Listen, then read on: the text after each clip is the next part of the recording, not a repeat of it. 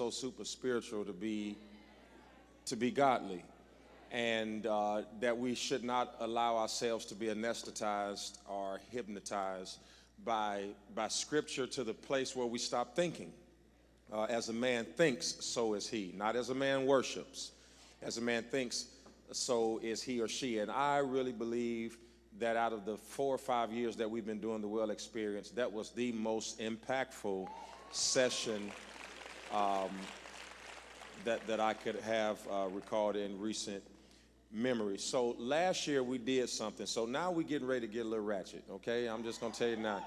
Yeah, I want to make sure everybody has something, you know. I know all the Christians, we gave you a word last night, and it was packed in here last night. Did y'all see that? Just at capacity, and then we for the people who use their heads, and you think we brought Dr. Leaf, but now for the people who understand that in order to be really saved, you got to have like 10% hood left in you. Yeah, you need it, and I believe you do, because everybody don't believe in God, so you need something to respond to people who don't believe in Jesus. Yeah, and so the rest of the day, I'm going to try to make sure that the Spirit is here, but we got some crazy people that's going to be on this stage for the next couple hours, and Jay Moss is going to be singing today, you guys. Today, Jay Moss is going to be singing. And then tomorrow, I want to invite you down to our downtown campus, because Molly Music is going to bring the noise. And then for those of y'all who are members here, are going to be visiting and staying with us all weekend. How many of y'all have heard of this young 20-year-old guy that's sweeping the nation named Kalante Gavin? Just as fate would have it, I preached in New Jersey 2 days ago, and he sang the same day that I preached. And now we're going to be together this Sunday. And Dr. Gideon Danso from Accra, Ghana, has landed, so he's in the country. You may not know who he is, but let me tell you something. Some of the best people you need to know, you don't know yet. And he pastors the Empowerment Temple in Accra, Ghana, 10,000 members, is a prophet. And coming here because he might know your name, your shoe type, your age, how many wrinkles you got in your elbow, and it's just going to be phenomenally accurate, so I wouldn't miss it. You just need to you know what? I know y'all might got other plans, but just go and spend your weekend with me. Just go and chill with me. Can we chill out all weekend together? All right, well, we sent some people out on a date. How many of y'all remember this last year? And I want to thank Maya Avery and Lucky Love Entertainment for creating and coordinating this segment. Come on, let's give it up for them. So this first couple is Chris and Tony. And we paired them up, and we sent them out on a blind date. How many of y'all ever been on a blind date before? Nobody? Oh, y'all don't play that. Like, I got to know. You ain't going to send me out with nobody I ain't never seen before. How many of y'all went on the date could see, but you was blind after it was over? Well, then we all been on a blind date. I asked you a question. I don't want to see them no more. He said, at all. So we sent Chris and Tony out on a date, and so this was insanely wild last year, and I want to see what this year brings. So let's welcome Chris and Tony to the stage, y'all. Let's welcome Chris and Tony to the stage. Y'all keep clapping till they get up here. I don't know. It looked like it went good, y'all. Y'all see how close they walking to each other? Yeah. I see something going on. Y'all know I got my cat eye on. Right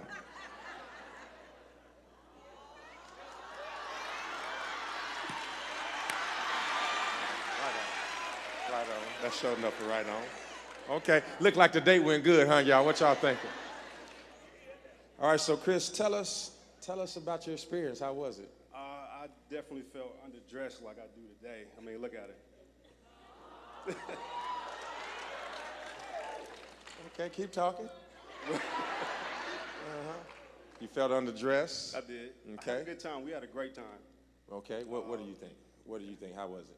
I think we had a good time. Chris is a fun guy, and he has a nice smile. He's handsome, you know. We had a good time.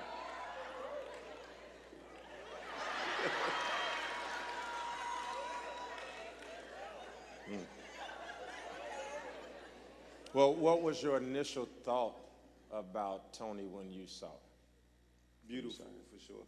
And what do you think when you saw Chris first time? It's cool. See, women, this is what get on my nerve about y'all.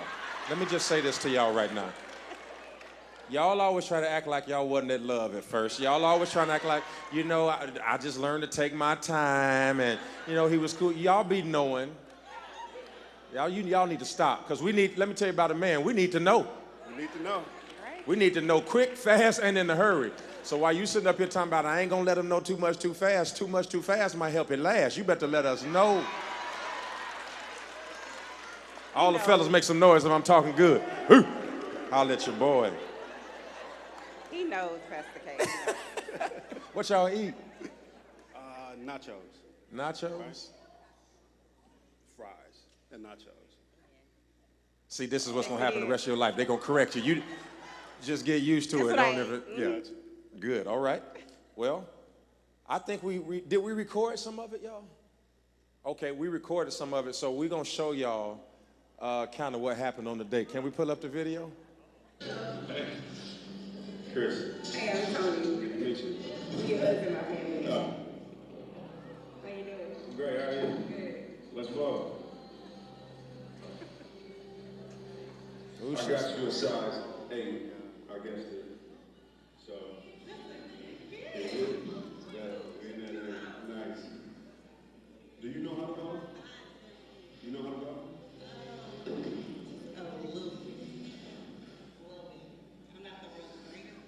Yeah. Okay. You can get it down the lane. I got you. All right. Let's get it down the lane and make it one. All right. But nah. Yeah. Definitely should have on some supportive shoes. So where you from? What?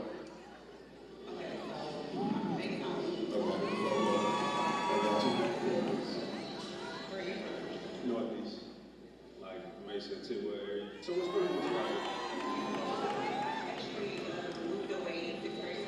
Okay. Oh man. Oh, that's awesome.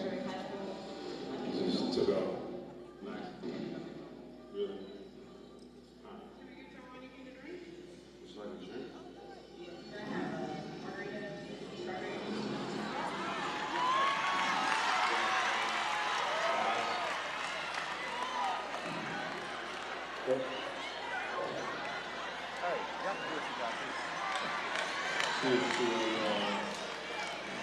New day.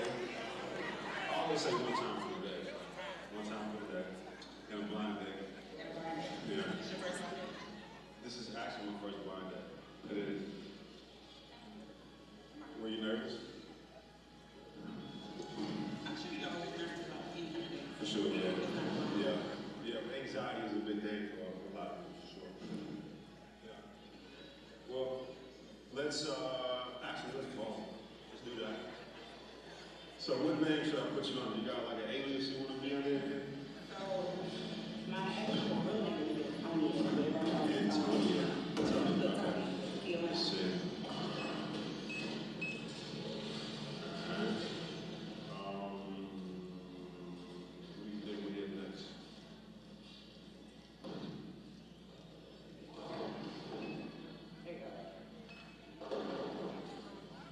Show them how to do it. So they say reading is fun.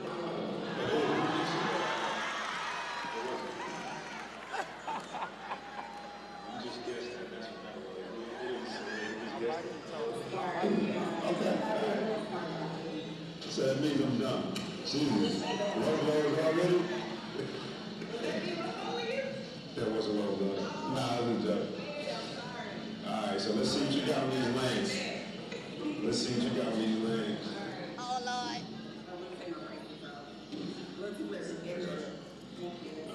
You want to take that watch out too? You good? All right, good.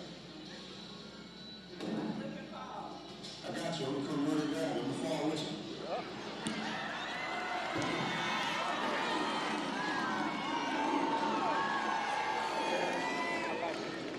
I thought I was going to come in here and help somebody bowl today, but it's like So you that modest, huh? I got you. He got swag. So what you want to do? What do you feel? Are you feeling it? So you're a natural leader, teacher, I am. All right, so what you want to do is, as you bring it back, you want to keep your arm firm, right? But as you come forward with it, you want to put like a quarter turn on your wrist as you throw it out. It'll cause the ball to spin. And the more force you put on it, it'll go out straight and then curve. The less force you put on it, it's going to curve right? Do I need to do that first? You can. See, if you make it natural with it too, though. It may come natural to you. So my grace before food is like really short. It's gratitude for the food. Amen. Gratitude for the food.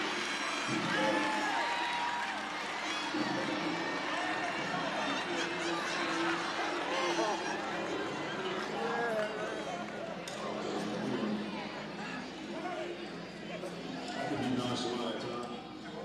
Yeah. If something becomes too stressful,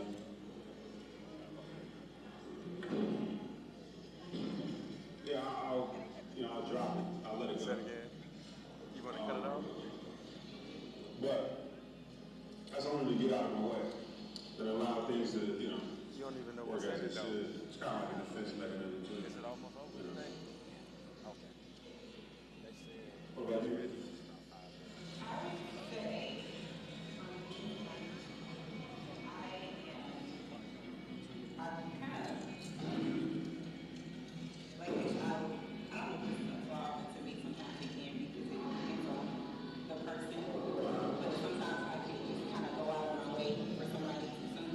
I see. Yeah.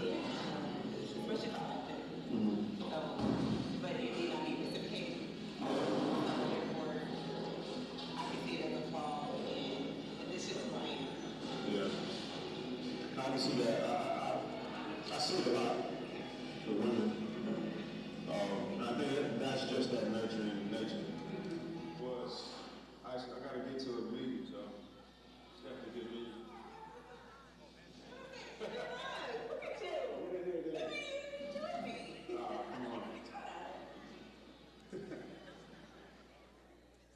All right. Oh, we got a lot to talk about. Ooh. Well, first of all, I would like to thank Maya Avery's and Lucky Love Experiences for creating that and paying for the drinks. All of the drinks was purchased by Maya and them. The LightHouse Church is in no way responsible for the Henderson and Coke and the Margarita. Was that the right drink? Margarita. And the margarita seemed like strawberry mango mix. Jack Straight, No Chaser, whatever it was on the rocks. The church didn't pay for it. Amen, church? Amen. All right.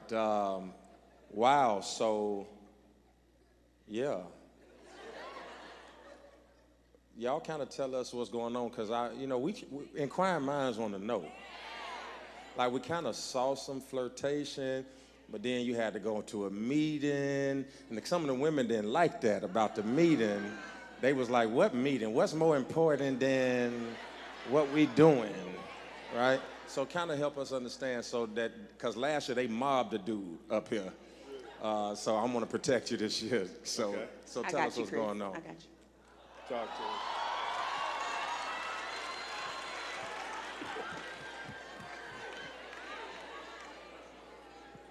Go ahead, sir.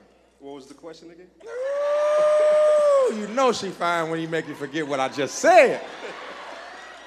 I said, tell us a little bit about what we saw. You had to go to a meeting. These women didn't like that when you had said you had to go to a meeting. Business is business. I Yeah. mean, you want a man to take care of his business, right? So, you're not a man if you're not taking care of your business. So, yeah, I had to get Y'all to a heard meeting. that? Yeah. They said, what'd he do, Pastor? What'd he do? Where he work at? Tommy ain't got no job. What'd he do? So I'm in real estate, and I am a men's groomer, image consultant as well. So, yeah. Well, now, look, he got a date up here. Y'all asking too many questions over there. Right. I'm just saying. So you tell me, would you go on another date with him? Of course. Would you go on another date with her? For sure. For sure? Yeah. Well, listen, this is what we're going to do. Since y'all want to go out on the second date, we're going to get together and send y'all back out again. We're going to get together and send y'all back out again. And I don't know if we're going to be able to videotape that one, but we'll check up with y'all next year and find out what happened. So let me ask you, did you all find out that you had any similar interests, or was there a lot in common? Yeah. Kids, for sure. We're both divorced. Yeah, both divorced. We both Natural have- leader. Yeah. Yeah. Business mindsets. We both like music, art. And we both can bowl. Y'all both can bowl? No, he can bowl. What But did I you shoot? appreciate it. I don't even remember. I think it was like a 300, something like that. Yeah. Yeah. Yeah. That's what it Minus what? was. Minus about 40. No, he said minus. Oh, that's still good. Yeah. I think I bowled like a 32. Oh, He was that's cool. teaching me, so that's why. Yeah, that's where all the strikes came from. Yeah. So have you all ever seen each other before prior to this? No. So the first time ever seen First each time, other when yeah. y'all, wow. Yeah. Y'all exchanged numbers? We did. Y'all used them? Lightly. We have, Yeah. lightly. When was the date? How long ago was that? Yeah, about 2 weeks. How many times y'all talked since then? Twice. 2 or 3 times. We saw each other twice. Oh, so y'all done already, I ain't sending y'all nowhere. Y'all done already. No. It was by chance. We were both out and we happened to see each other. It wasn't a Right. date. Yeah. Well, then the Lord paid for the second date. I rescind my offer. Well, audience, what do you think? Should they go on another date? This is what I want you to do. I want you to text right now to 660-358-1787. 660-358-1787. Polls should appear when you do that. Is that right? 660-358-1787. 1787. What are they texting to? What do they put in there? Yes or no? So I want you to text yes or no. If you think they should go out on another date, I want you to text yes to 660-358-1787. And if you don't think they should go on another date, I want you to text no. Now do this now, because we're getting ready to see what y'all said on the screen. Just getting ready to show us. 660-358-1787. Yes or no? And we're gonna wait on the results. I'm excited. I think y'all did good together.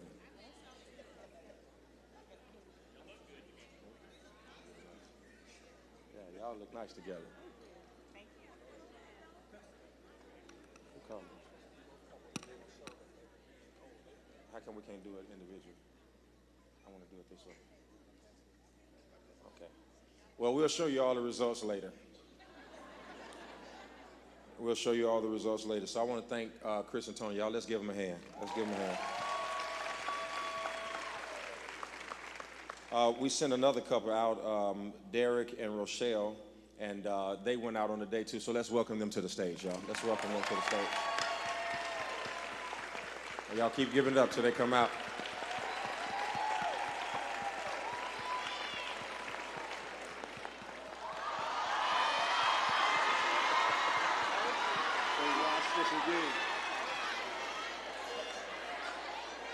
As you can see, a lot of our choices.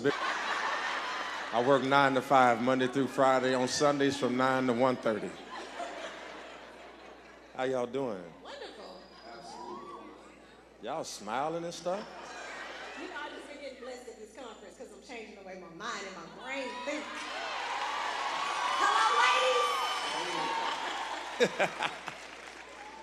Well, we're getting ready to watch a little bit of y'all date. All right. And then I'm going to come back and ask you a few questions about your experience. So let's look at Derek and Rochelle.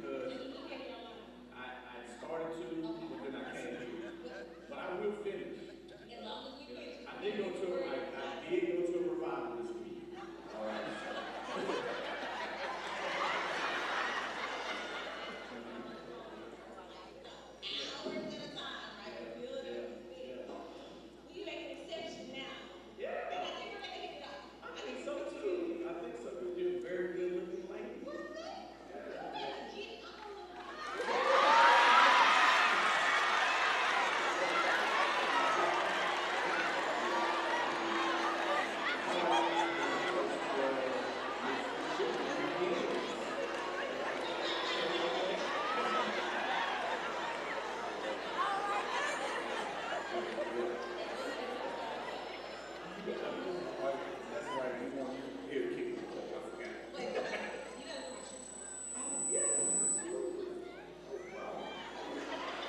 And I'm glad you know we're like a 15.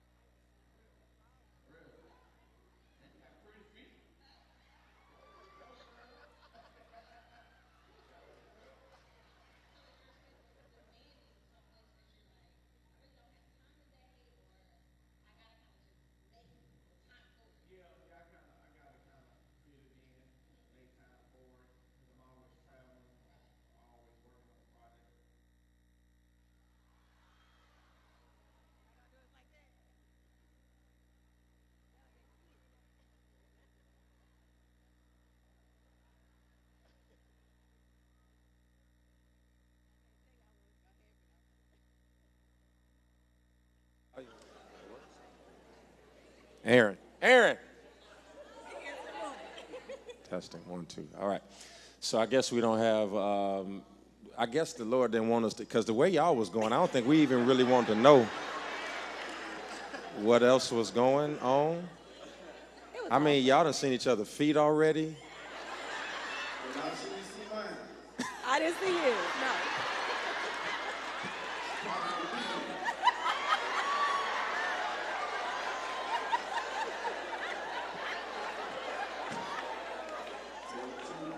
Shame the devil. Well, Rochelle, let's start with you. I asked him, though. I asked him, do you want me to help him put his shoes on? He was like, no, that's all right. I got it. Yeah, he been having it all this time. He figured he finished the job off. So tell us about y'all experience. I think it was a great experience. Derek walked in very confident in who he was, because I can be a bit much, as you can see, you know. But I know who I am, right? So you either love me or not, right? And so he was very receiving of that, and I think he was looking to come out and just really have a good time and have fun and meet somebody new. So. What about you, D? Yeah, and Rochelle just never a dull moment. You can see that. I mean, she's a ball of energy, and our energy's connected. Right. You know, at the beginning, I'm more laid back, but she has, you know, more upfront energy, and we just connected that way. It was just a balance, right? We just kind of balanced each other. But that's good, because my wife and I say this all the time. 2 people who too much can't date. Come on now. And 2 people who not enough can't either. And sometimes relationships struggle because most people who don't like themselves go find somebody who's just like them. Absolutely, I agree. Yeah. And so being the opposite, there's nothing wrong with that, and I think it does bring a balance. And I did see that. What was your initial thoughts about Derek? Again, I thought he walked in very confident and very sure of himself, and that's what I look for when I'm dating in a guy in general. If he comes in not really knowing, talking about, ooh, you doing, but if he comes in with, hey, this me, what's up? I'm like, hey, what's up? You know, so he gave me that. I was like, well, let's get this party started then. Let's do it. Well, y'all both seem very comfortable in the date. To me, I don't know about you all, but it didn't look like that was the first time they'd ever saw each other. Y'all look comfortable, so tell us about it. I mean, it was a blind date, my first one ever, and it couldn't have went any better. Like I said, she just has so much energy that it just, you know, you want to be around people that bring your spirit up, you know, and she definitely does that. And then she's she's very easy to look at. Well, thank you, Lou. Thank you. Hit him with the shoulders. Hit him with the shoulders.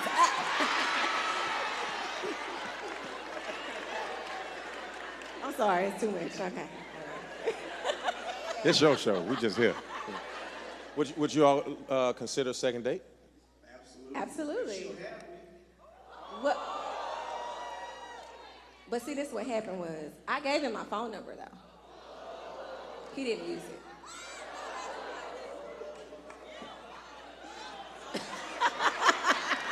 All right, let the love doctor step in. Go on, give him a word, Pastor. Go on, give him a word. Now, fellas, let me just gonna tell y'all something. And I know, let me tell you why men do this. There's a method to this. Because we know that anything we do up front, we got to continue. And we know that when you pursue a woman, she's going to do one or two things. She's either going to fight or flight. So what you didn't know is that he was sitting back waiting on you too. There you go. I know. Because watch this. His perception was, did I impress her enough for her to reach back out? And what y'all got to understand is I know that we got this whole, man ought to pursue the woman and all that kind of stuff. But see, here's the thing. I don't understand why we let everything else in the world change except for that rule. Everything else was progressing. So there was nothing wrong with the two of you all reaching back because they wanted to hear from you. Guaranteed you. I promise you this. If you would have texted them the next day, they would have texted you every day since then. You would have never had to call them again. Let me start over then. I'm going to text you in a minute, okay? Go get your phone. Go get your phone. You can do it right now. No, am I right about that, guys? Okay, so it's not that they didn't want to. By you not texting, they thought you were disinterested. And that's why a lot of men do what they do, because they show up to the date and then they think, oh, if she likes me, she'll text me, or if she's impressed, she'll hit me back. And y'all might not agree with that, but that is the mindset. I'm just telling you, it is what it is. So if we're going to break some of these patterns, stop thinking that you thirsty because you go after something you like. If you had a date with somebody you like them, there's nothing wrong with you text and say, I really enjoyed myself. How did you enjoy yourself? That does not make you thirsty. That makes you interested. Okay? So you all will consider a second date. She likes you, obviously, because she's going to get her cell phone. She's going to text you in church. She's going to be like, I enjoyed my date. Y'all going to be in worship, and it looked like you all enjoyed each other. So, listen, I hope you all get back together and have a good time, and we'll all take credit because we put them together, didn't we, y'all? We put them together. Now, are we ready for the texting yet, Jen? Are we ready? All right. If you all will text yes or no, a survey will come up. The number again is 660-358-1787. Text yes or no if you think they should go on another date, and the survey will come up. I think you'll have an opportunity to vote for both of them with what comes up, and we all want to see the results. Inquiring minds want to know. I don't think they're going to take y'all advice anyway. I think they're going to do what they want to do. But we're going to do it for fun. All right?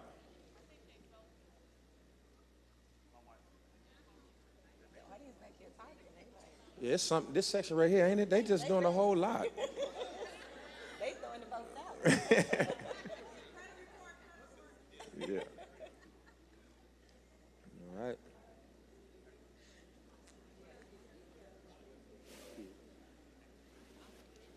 Y'all still voting? Oh, okay. Some of y'all must got Sprint. We're going to wait.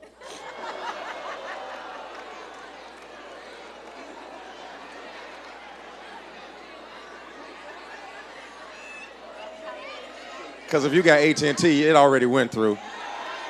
If you got Verizon, it's already done. When you got Sprint, your text got to go to Mexico and then come all the way back.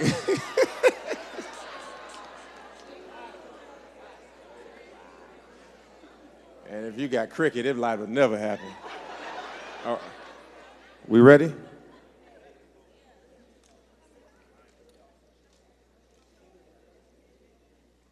All right, I think I'm gonna give y'all the results later because I don't want to mess up the flow of what's going on. Y'all give them a hand. Y'all give them a hand.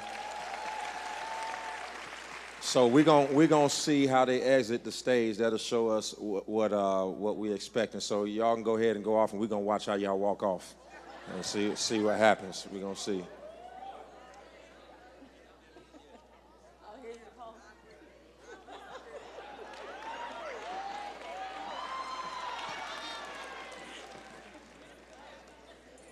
Hey, y'all, look at the screen. It's like nobody said no. It's 100% yes. Come on, y'all, give it up for both of them.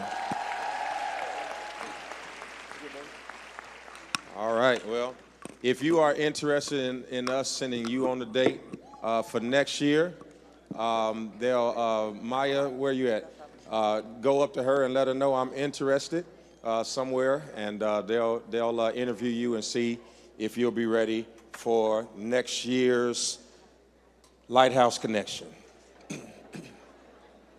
Let me give you a couple of announcements and we're going to move forward. How many of y'all are entrepreneurs and business owners?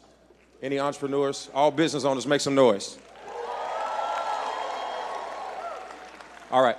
I have something. It's coming up in October. Put this on your calendar. It's something we do every year, and if you're a business owner, this will definitely help you. It's the L3 conference. Come on, make some noise for it.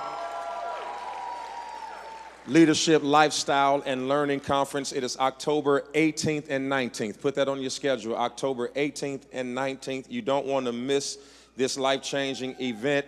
When I tell you it's been incredible, we did the research over the last 12 months just in our program. We've had 33 new businesses launched, 2 books published, 12 non-for-profits. Y'all come on, say amen.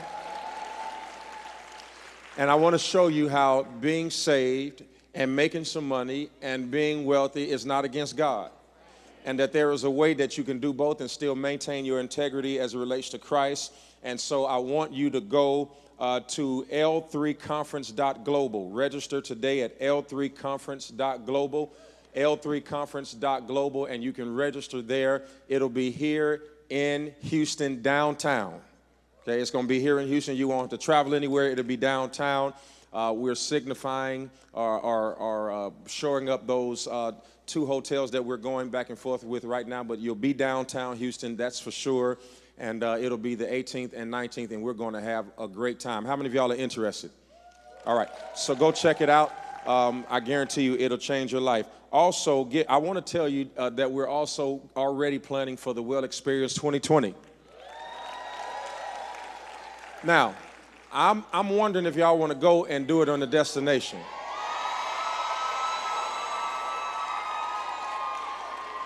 Okay, do we have a text? Can we do a text for this real quick? Can we do that? For this, to see if we could get, can we do it right now or we have to get it ready? We can do it right now. Okay, well tell me how we can do it. Because I want to find out. I can't take it. It costs too much money to go make a decision on y'all clapping. Amen. Because you understand about the conferences, I got to pay up front. And then I got to recoup it. So I need to know you serious. Otherwise, we're going to come back here.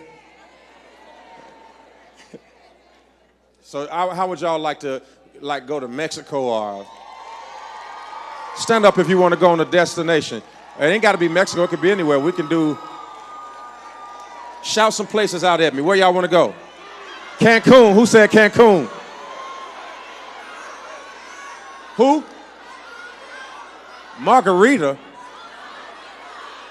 Who? Oh, Cabo. Who? Costa Rica.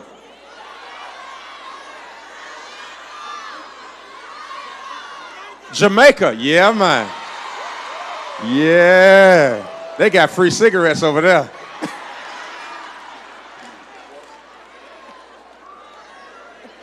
Okay, Cleo, I feel you. I kind of like that idea. Somebody, what you said, Greece?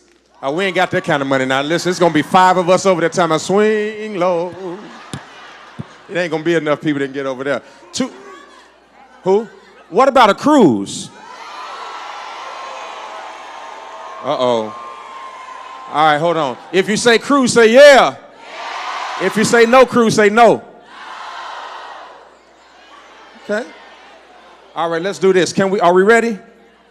All right, let's put the number. Let's text that same number.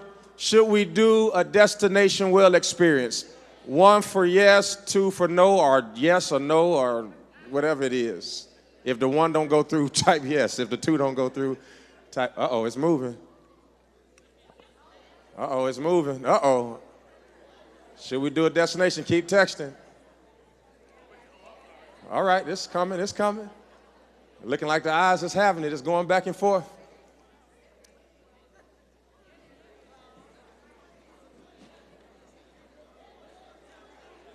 Yeah, that 3% ain't being convincing right now. For the 3%, I'll do a small group session with y'all before we leave. I'll meet y'all at the dock, and we'll have a little Bible study, and the rest of us out of here. Uh-oh, wait a minute. Bible class just grew 1%.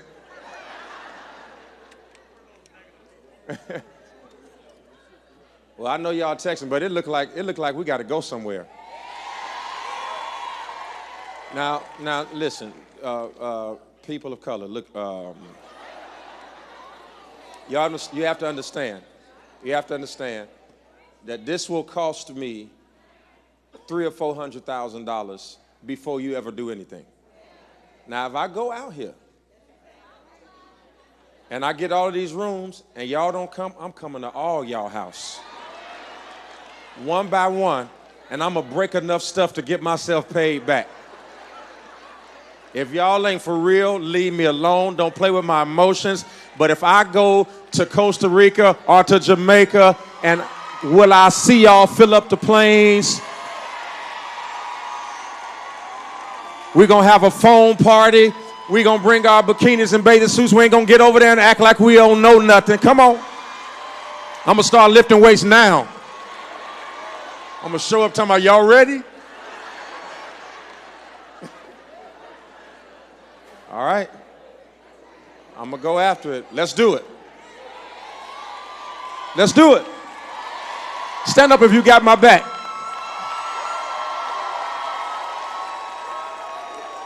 Meet me in Jamaica. It's going down. Meet me in the...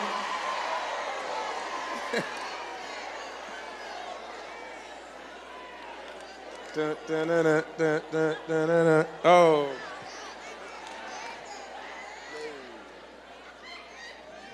Well, Jamaica? Who said Jamaica? Stand up if you said Jamaica. Okay, now. What else other than Jamaica? Y'all? Bahamas. Stand up if you say Bahamas. Sit down. Y'all ain't got no back. Cabo. Can't hear you. Costa Rica. Dubai?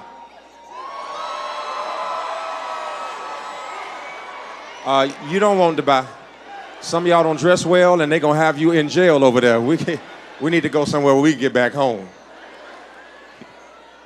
Jesus is not as prominent over there as he is. And I need to be somewhere where I know somebody, and I can get back just in case they start tripping. So tell us how it was when y'all get there. But it looked like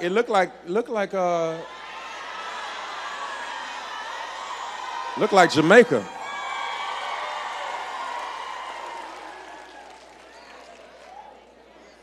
All right.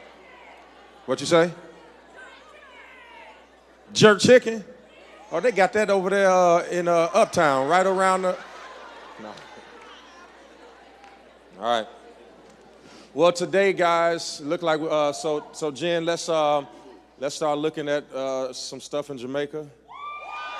I don't know what y'all gonna do over there. It's gonna be rough. Taking all y'all over there. Lord have mercy. We're gonna shut the whole island down.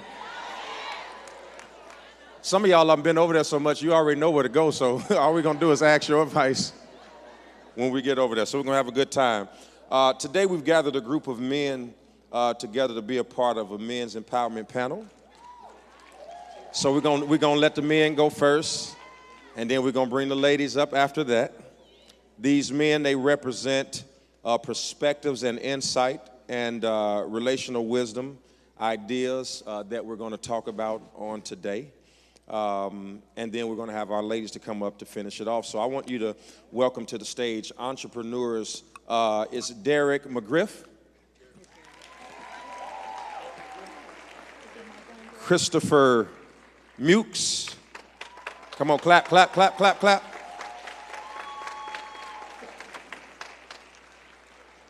Oh, y'all too. Okay. Christopher Senegal, a man of many talents and dedicated father, Ricky Johnson, and real estate entrepreneur, Jay Bradley, along with comedian Terry and TC, I'll Kill Your Caldwell.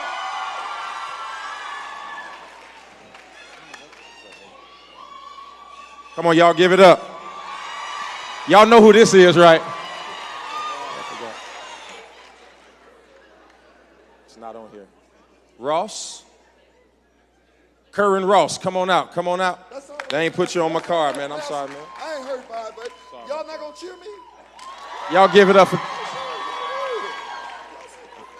Man, I'm sorry about that, man. I apologize. Well, man, let's start with a few things as we get going. This ought to be good. I mean, y'all came out here like clean, and you came out here. You just done lifted all the weights, and said, make sure that my suit is tapered, so that they know I'm swole. Y'all see that? I mean, you ain't have to do us like that, but it's all good, man. Thank y'all for coming. I appreciate y'all, man. Appreciate you. So relationships can be a hot topic, and the reason why I wanted to start with y'all, because women get to dominate this conversation every day. They get to dominate it online. They get to diagnose us and tell us what our problem is, and we just got to sit back and believe it, right? But I want you to speak up for yourself. They already booing us. Don't worry about it. They're going to have their chance. But I want y'all to fight back today because we ain't been getting a fair shake.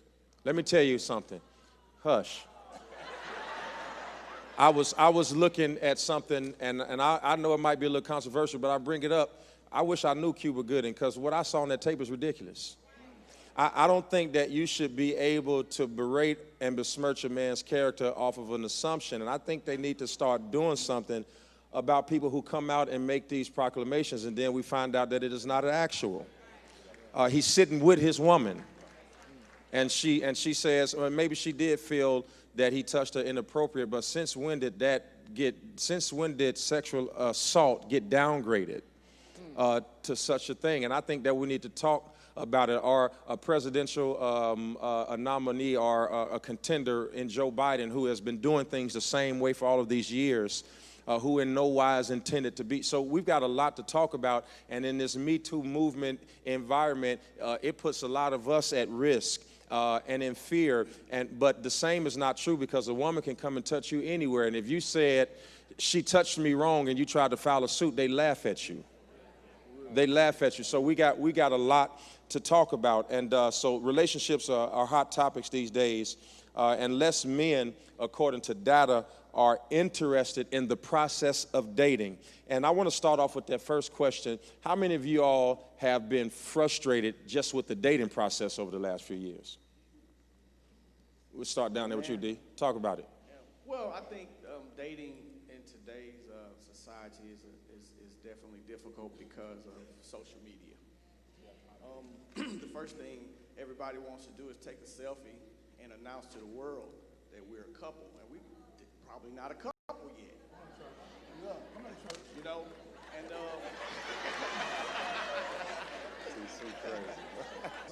some sort of privacy and allow the relationship to grow, you know, before you start putting it out there. Because when you put it out there, you open it up for people to start hating. Let's just be real, you know. So that's why I think the most difficult part is right now, because of social media. Anybody else? I agree with that. Social media definitely has, like, I call it the microwave society. Like, it's really quick, you know. And my thing is, like, when you first meet a person, they don't have to be your husband. They don't have to be your wife. They can be your friend. Like, that's what I shoot for, friends. A lot of times, you'll be friends with a person, and you'll realize, I don't want to take that next step with you, you know. So I think, like, being friends and just going on. One of the things I liked about the first and the second date is it was real relaxed. It wasn't, you know, too lovey-dovey. It was just we getting to know each other, because a date is an interview, basically.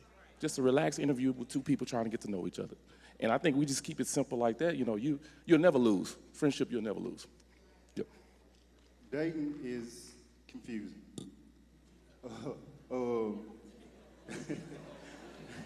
3 weeks out the month, you know, you might got you this independent woman, you know, INDEP, you know.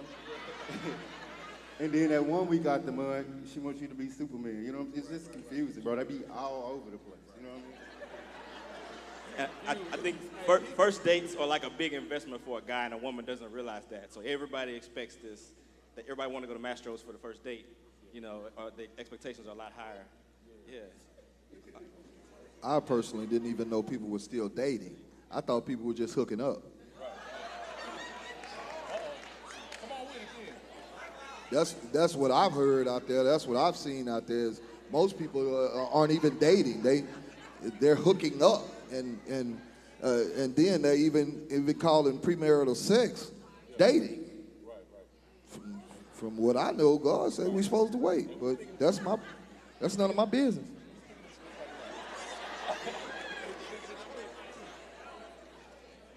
Hulk Hogan? You've been over here wrestling with the elbow. You look good, though. I think they was definitely interested in this world. I think women now know exactly what they want. And so when you get on the first date, where we're doing the interview, they're like, okay, you check this box. Yeah, you with it. Right. And I can understand that. I can appreciate that. So it allows, a lot of times we all have busy schedules. And then so it's just like, all right, well, what you trying to do? By third date, I've gone on third date before. We're pulling out credit scores and talking about income and what's your insurance benefits. And, 10-year plan and where do you travel to, where you want to go. And I think that it's a sign of the time to kind of say what you were saying with the microwave society. We're ready to get there. Let's go and get to the 10-year marriage. So what's the women want to know? What's the red flags? What's the thing that turn y'all off about women these days? Use the mic. I want you to tell them. It ain't on. Can y'all? Let me see. Lack of emotional intelligence, I believe, is For me, it's lack of understanding. Like, I feel like understanding is key. Like, we can get past anything as long as two people got understanding of what you want, who you are, and what you're willing to deal with and what you're willing not to deal with. So understanding is huge for me. Yeah, to echo what TC is saying, and the only way you can get understanding is to communicate. All right. So, I think it's time out for our understanding. I've been through this a couple times. So, you are walking the room and you're just silent, and you're giving me the silent treatment. Well, that only tells me one thing: there's an issue, but I don't know what the issue is. And forgive me for not reading your mind. And I think that's very important. Well, y'all got a whole lot to say out there. Y'all turn, come and chill out. We got y'all. But I was talking to some of the guys in the back. One of the guys expressed to me about, women, what they always say, communication is key. But then when y'all get mad, the first thing y'all stop doing is talking. Okay, so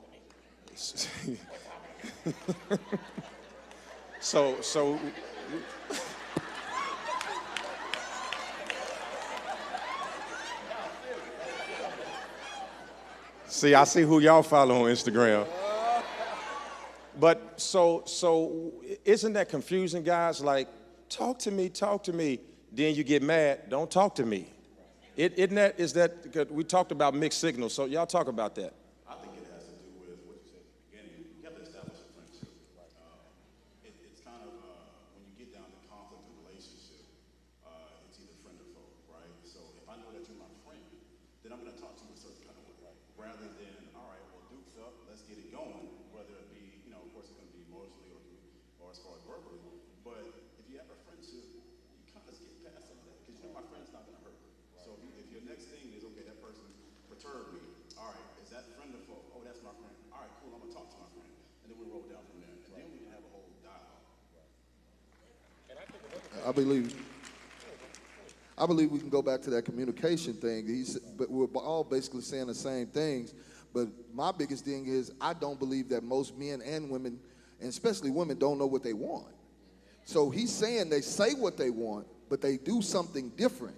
If you say you want a man that is a man of God and that is a praying man, and this is what you prayed for, then you wait on that man. You don't go fool with, I'm not going to say no names, but y'all know what I'm talking about. The same guy you've been fooling with over and over again, and you know he's trash, but you need to get so you go fool with him. God ain't going to bless no mess. You know what I'm saying? A lot of times you're missing your blessing because you're entertaining something you're not supposed to be entertaining. So if you don't want to if you want your blessing to come, be still and wait on God.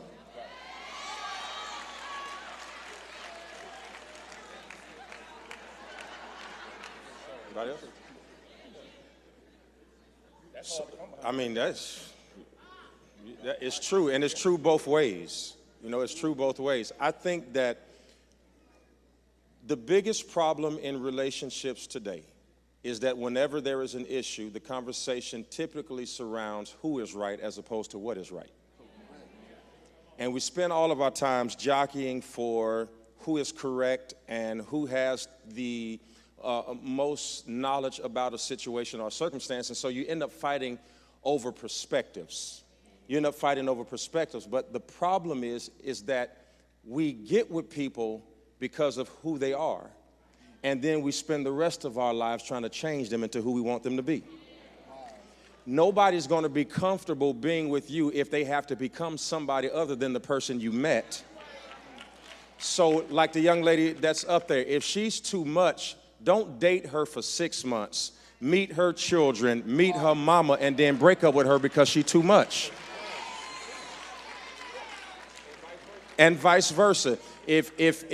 If he doesn't have a job, don't sit up there and say, I got us, until you get on your feet. And then when he don't get on his feet fast enough, you're going around calling your girlfriends, it's too heavy, a woman ain't meant to do this, but you started out.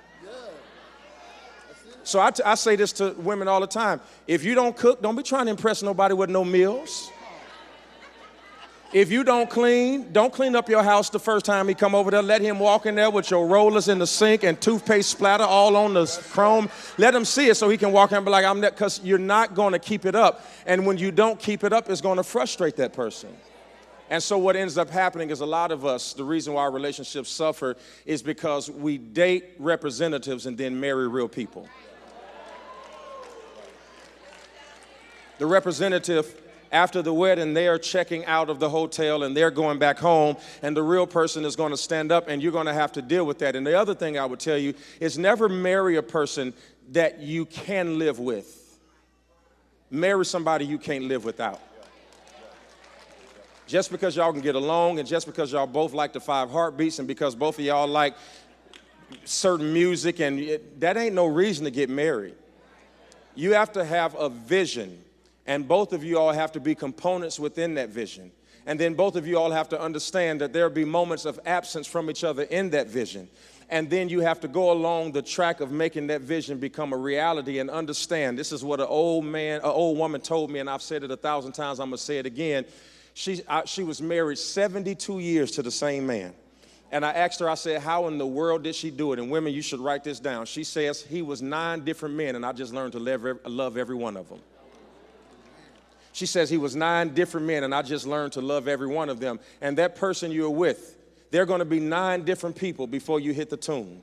And you're just going to have to love every version of that person. There's going to be a negative version of that person. There's going to be a complaining version of that person. There's going to be a happy version of that person. There's going to be a mentally disturbed version of that person. Then they're going to meet God and get religion. And then they're going to leave God because they didn't get what they wanted from God. And you're going to have to learn to love every one of those versions of people and manage your original decision, that the two would become one, or if y'all dating seriously or engaged or whatever it is.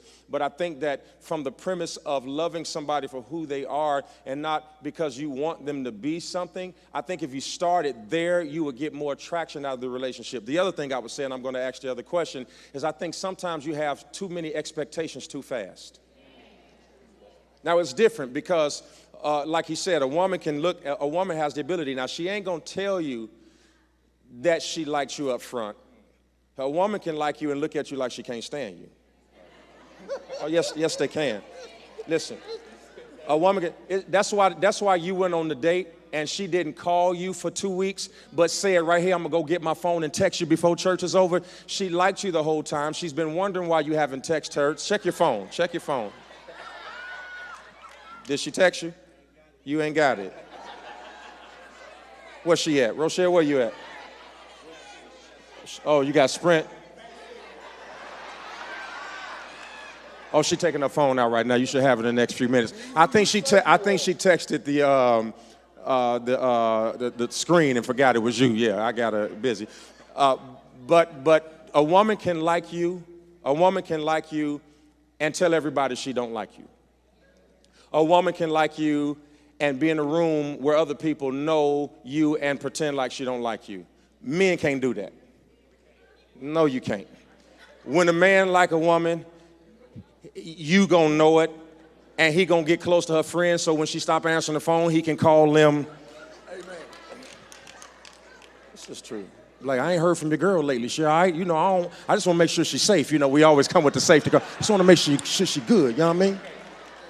Everything good. I don't want no robbers to be at the crib. I don't got, tell her we ain't got a date. I just want to make sure she's straight.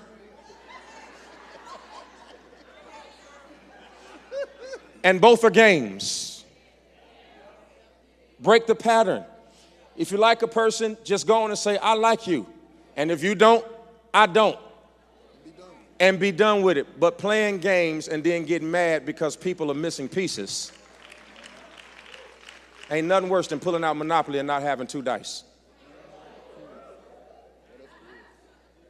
And when you let kids play with the games, they do other things with the pieces.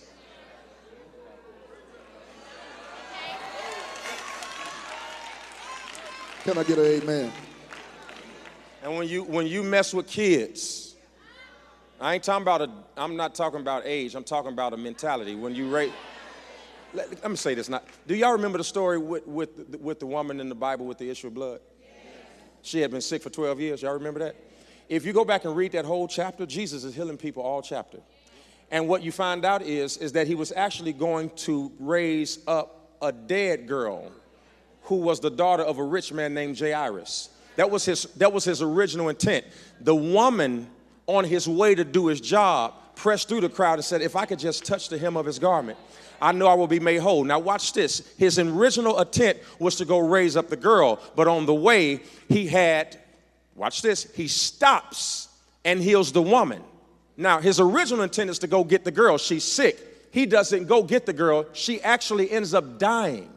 That was his original intent. She actually ends up dying, and he stops and he heals the woman. And the father's like, what are you doing? You were supposed to come and see about my daughter, and she died waiting on you, and you went to go see about somebody else. And I'm wondering how many people in here don't understand that the girl cannot be raised up until the woman is healed. Amen. And the woman can't be healed until the girl in you dies.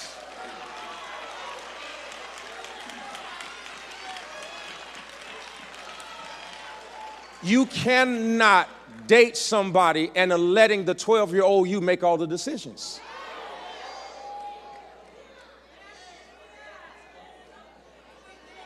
The grown-ups go on the date, the kids lay in the bed.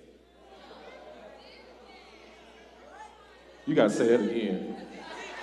It's the truth. And I'm not talking about genders. It's both of us. It's men and women. You go out and you have adult drinks, but when you go and whether it's procreate, fornicate, whatever it is, those are children laying there trying to heal scars. And it's not about the sex. It's about the rejection. And you're trying to find yourself in something. That's why you got to do it over and over and over again and keep adding other implements to help.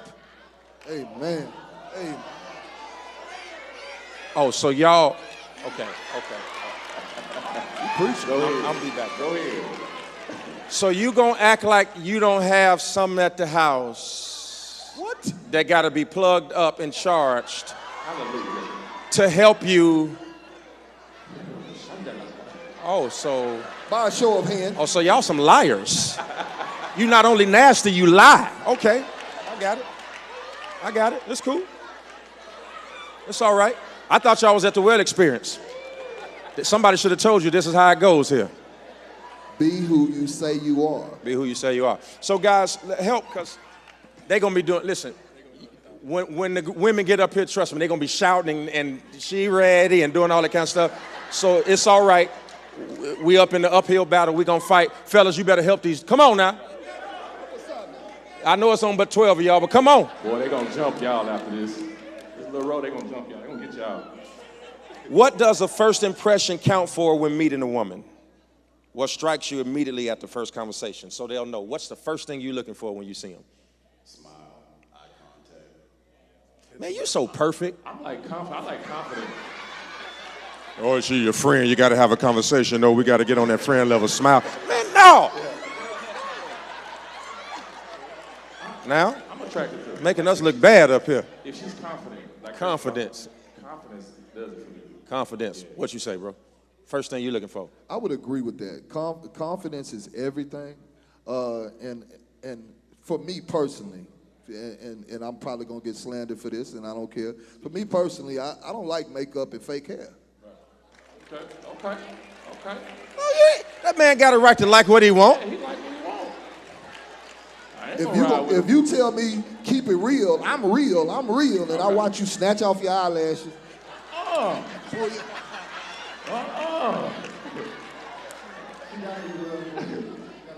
So he's looking for no makeup, no hair, confidence, smile, keeping it real, Conversation. conversation, Confidence. confidence. I mean, just an overall attraction. You know, you want someone. Yeah, man, thank you for. 'Cause I'm looking at your teeth. I want to know if your cuticles cut. We at church, so I just So what? What you looking at?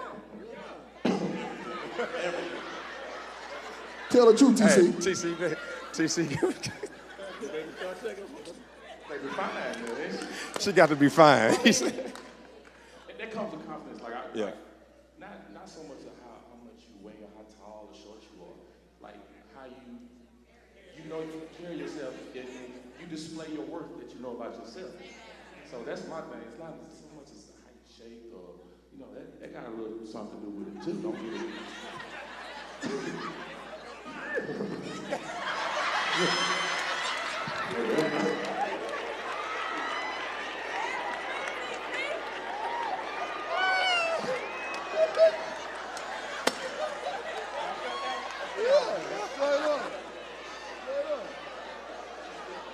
And when you slap your partner, you be like, did you see that?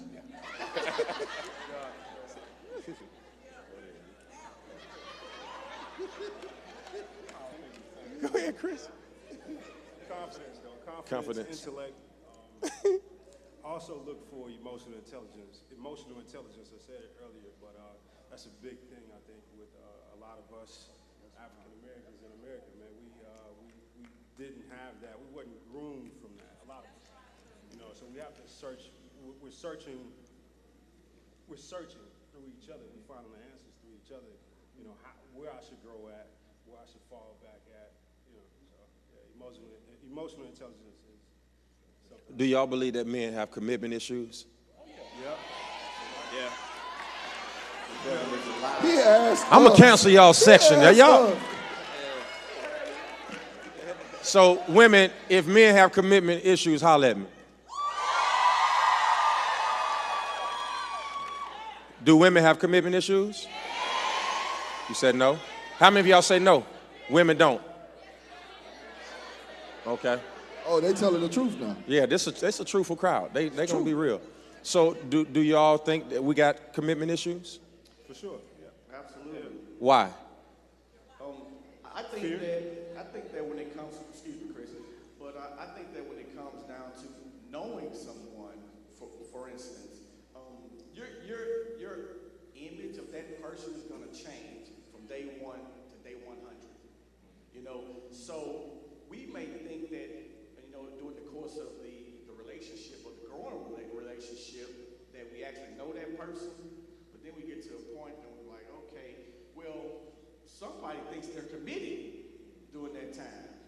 And so, and then it's just not a clear understanding of where, hey, He's struggling. Let me help we're him not out. really in a relationship. Right. I never said that. When most men think of a commitment, a relationship, they think of less fun, less going out. I can't go. I can't do this. I can't do this. Like instructions, like rules and regulations and guidelines that we gotta follow. But that's where it goes back to falling in love with somebody that's your friend first. Because you can go out, you can have fun, you can do the things that you've done before you met that woman, and still be okay with showing her who you are, and you know what I'm saying? You're not missing anything. So I think that's where most men we scared to kind of commit because we enjoy our single life, or we enjoy like having fun with our buddies or going out and flirting. I mean, everybody likes to flirt. Where you at? What's her name? Steph Curry wife. What she said? Aisha Curry? Oh, that baby. But everybody feel like that. Everybody want to feel wanted. Everybody wants to have fun. And I think that's the See, therein lies, it's not about commitment as much as it is about our difference in the definition. and how we perceive it. Do y'all see that? This is why I want y'all to see how you can be talking about the same thing and have two different perspectives. The man said, I heard commitment, fun is over. A woman hears commitment and thinks, oh my God, I can have somebody I can have fun with. So you see how we see the same thing from a different perspective. If you would allow the person you're with to have their own perspective, amen, and find out that the truth is in the middle of what both of you all think.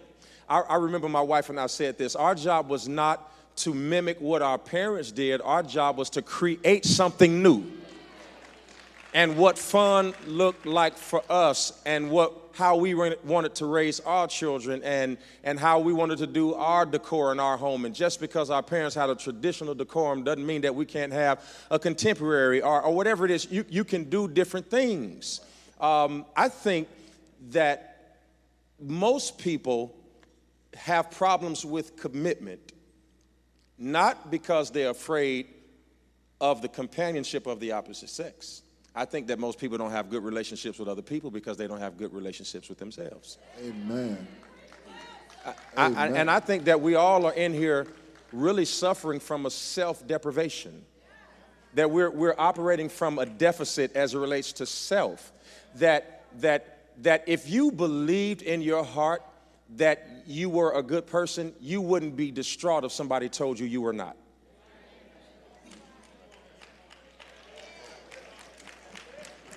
I don't answer to things that I am not.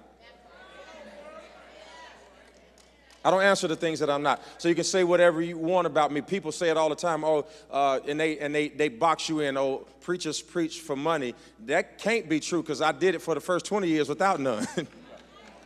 You understand? So it's a lack of understanding. So the first church that we ever had, we had 5 members. And my first desk as a pastor was a TV tray that I still have at my house right now. That was my first desk. I didn't have heat in the first office that I ever had. The first church that we ever had mold in it, and the people still came and worshiped the Lord. I was the janitor, and I played the piano, and I preached the sermons, and I was the usher, and I was the assistant pastor, and I was the counselor, and I did all the weddings, and I did all the funerals, and my first salary after 12 months was $50 a week. But I did it because I loved to do it. And you know what? It's because I know God had called me to do it. I often say this to people, that being with somebody is like a calling. And when you're called to a person, you'll do it for $50 a month. You'll do it without any fanfare. When you're called to a person, how many of you ever dated somebody and y'all are doing well, but when y'all first met, y'all were sleeping on an air mattress and it didn't matter. Y'all were doing all, because when you're called to a person, it doesn't matter. You don't need all of the accoutrements when you are called to a person. When you need stuff, you ain't called, you went.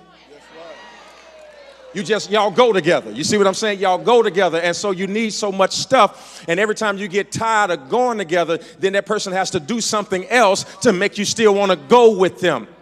You're looking for the person that you say, you know what? If I lose everything right now, if I don't have anything, if I get in a fire and my face is disfigured, you are not in love with my dimples, but you are in love with my soul. And you can see past the scars and see that there was something inside of me worth loving. Are y'all with me? That's why I told you yesterday, your husband might not be cute, but if he treats you well. See, some of y'all would rather have a fine husband that ignores you. What? Then one that he'll have a belly, but if he love you well, just rub it and be like, baby, we're going to make it. That's right. I wish I had Uncle Steve come up here and do the belly roll. That's one of his favorite dances. You might have to rub his bald head and say, baby, don't worry about it. It's going to be fine. But if he treats you well, you got to break your pattern. Everybody shout it, break your pattern. Say it again. Break. Say it one more time. Break your pattern. Last for the Father, Son, and Holy Spirit. Do what? Break your pattern. That means you may have to date something that's not your type.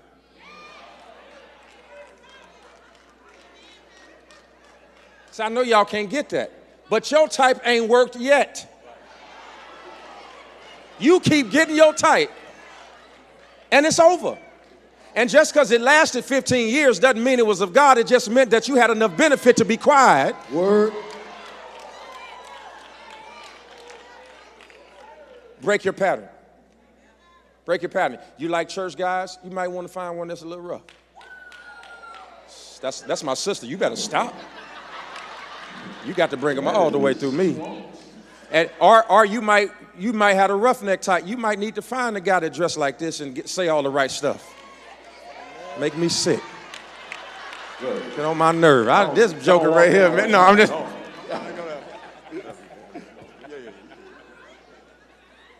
But I think that we do have commitment issues, but it's not to people, it's to ourselves. Yes, sir. Go ahead. I want to hear you. A lot of times, man, we're scared to be by ourselves and really get to know ourselves. Man, So if you go into a relationship, y'all ought to give it up for that. That's true. whether it's a 3-year relationship, a 5-year relationship, or a 7-year relationship, and you break up and you get right with somebody else, but you haven't got a chance to heal yourself. And then all of a sudden, you're dating somebody, but you don't know who you are. And you get into all these fights and arguments, but yet you're mad at them because you really didn't take the time because you knew you needed to heal. So you got scab over scab over scab over scab. And at the end of the day, you end up in this conflict, but it's not even with the other person, it's with yourself. He just redeemed himself. Y'all give him a hand.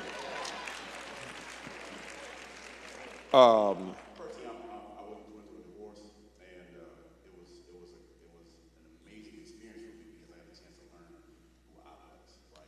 I had this person that I thought completed me, but then when I got a chance to be by myself, I was like, yo, I'm complete already.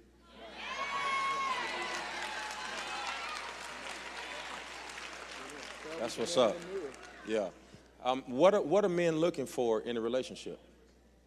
What are we looking for? I'm looking for understanding. Like, understanding is, communication is huge, but a lot of times I don't put that above understanding because we can talk all day long, and if you're not trying to have understanding of where I stand and my growth, then it doesn't matter. We're just talking, we're just arguing, we're just going back and forth.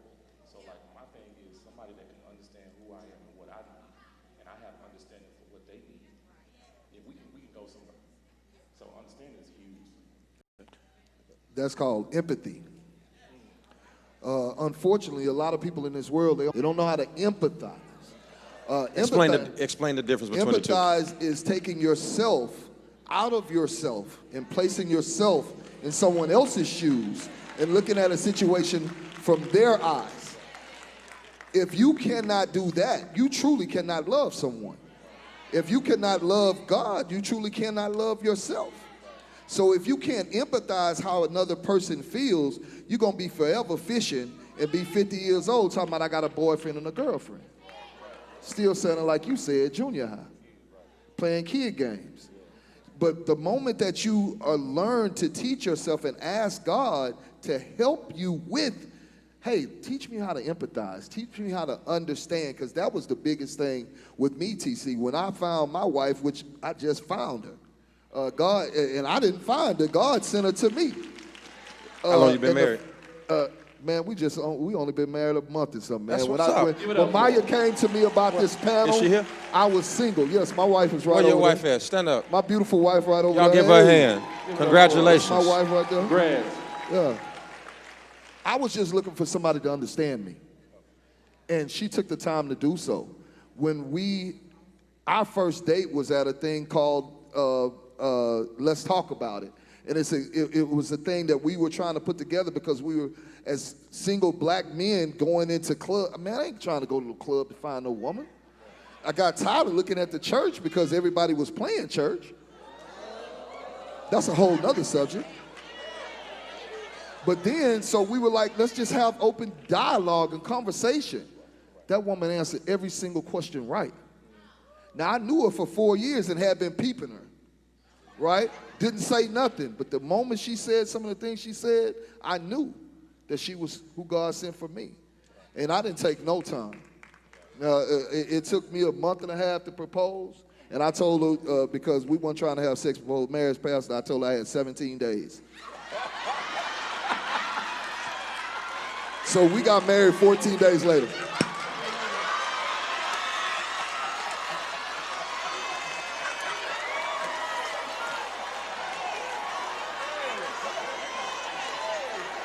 So when God says yes, who am I to say no? When God says yes, who am I to say no? Who am I to say no? I just follow him.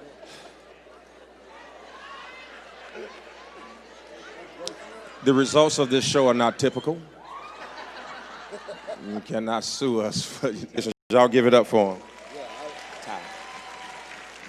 Man, how many of y'all could meet somebody and in 14 days, well, but he knew it for 4 years, but just imagine, date somebody for a month, get married and all that. How many of y'all could do that if it was the Lord? I could, absolutely. Because I believe it's not time. I believe it's connection. All right, listen to what he said, because I think that's huge. TC said he don't think it's time, he think it's connection. How many of y'all believe that? Yeah. How many of y'all think it take time to make a connection?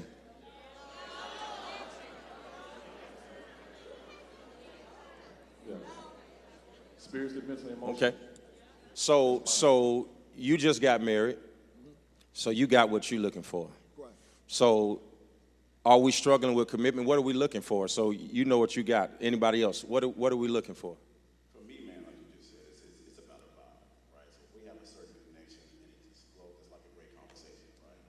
And it flows and everybody, it just, each person has to do their work to be ready for the other person, right? So a lot of times we're so ready, trying to get ready for somebody, but you're not taking care of yourself first, right? So like I was talking about earlier, if you're whole already, and then you meet somebody else that's whole, we're all gonna have our deficiencies. But if you meet somebody else that's already whole and they've done their work, then y'all can have a whole conversation, the vibe and everything is cool. Right. And then it just makes everything else easier. The conversations are easier. The financial conversations are easier. I'm sorry, I'm gonna say something messed up, so yeah, you got No, they still talking about Yes. yes. I think we need to put you on the dating show next year.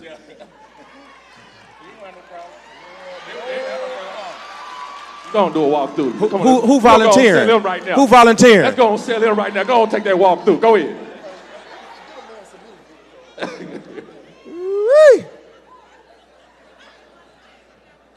I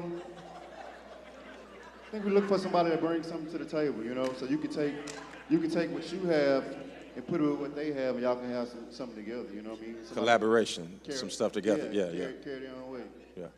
I mean, I think a lot of things I'm hearing from y'all are like the things that everybody kind of says, and I'm kind of buck the system a little bit, because it's a lot more to it than just chemistry, because you can date a lot of people and have a lot of good chemistry, have fun, you know, but when it comes down to getting in the trenches and how does this person handle pressure, you know, what happens when the person that they started dating you for, something changes in your life where you're no longer in that position? Are they going to support you or are they going to walk away? And so I like that.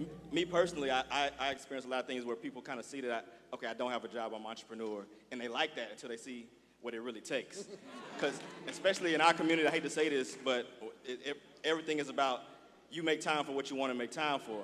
And then sometimes when you're building something, you really only got 24 hours in a day. So if you're not with somebody that's supporting you and understanding where you're trying to go, you know, it doesn't matter because they grow conditioned and they expect certain things and they aren't willing to give on what their expectations are in order to make the relationship work. And I think there was something you can do with that. Y'all give it up. That was dope. That was dope. My wife is sitting there as an living example. When we really started building, and I'm talking about some significant stuff, I went to her and our children and I sat them down.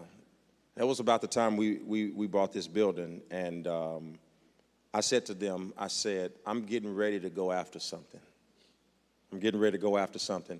And I looked my wife right in the eye, and she's right here, she could tell you. I said, for the next 6 to 8 months, I am not going to be a very good husband. I said, but if you let me get through these first 8 months, I'll put you in a position where you'll never have to do without me again.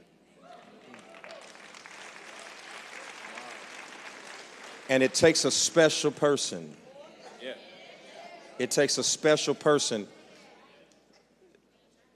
to be with you but not be with you. And I did everything I could along the way to make sure that she maintained her level of confidence and integrity in me, but I was after something. And I knew that a person who multitasks,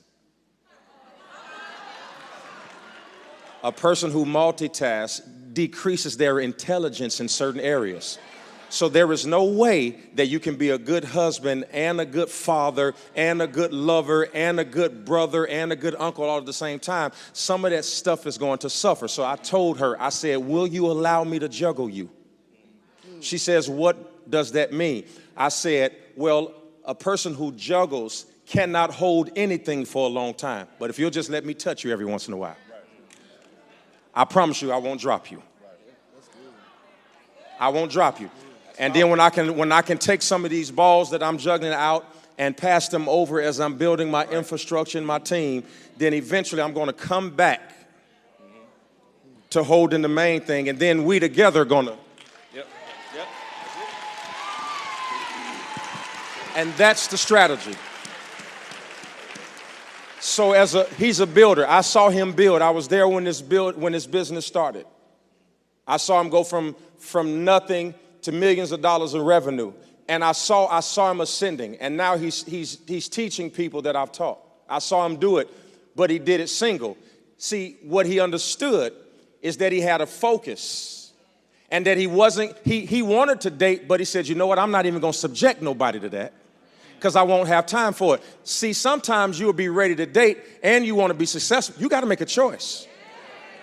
And you can do those at different times. And you may want to be more successful than you want to have companionship. And you might want to push that to the side and pour all of your energies into making that business work. So that way, when it is on some sort of autopilot, then you can go back and have time for it. But in the beginning stages, you won't.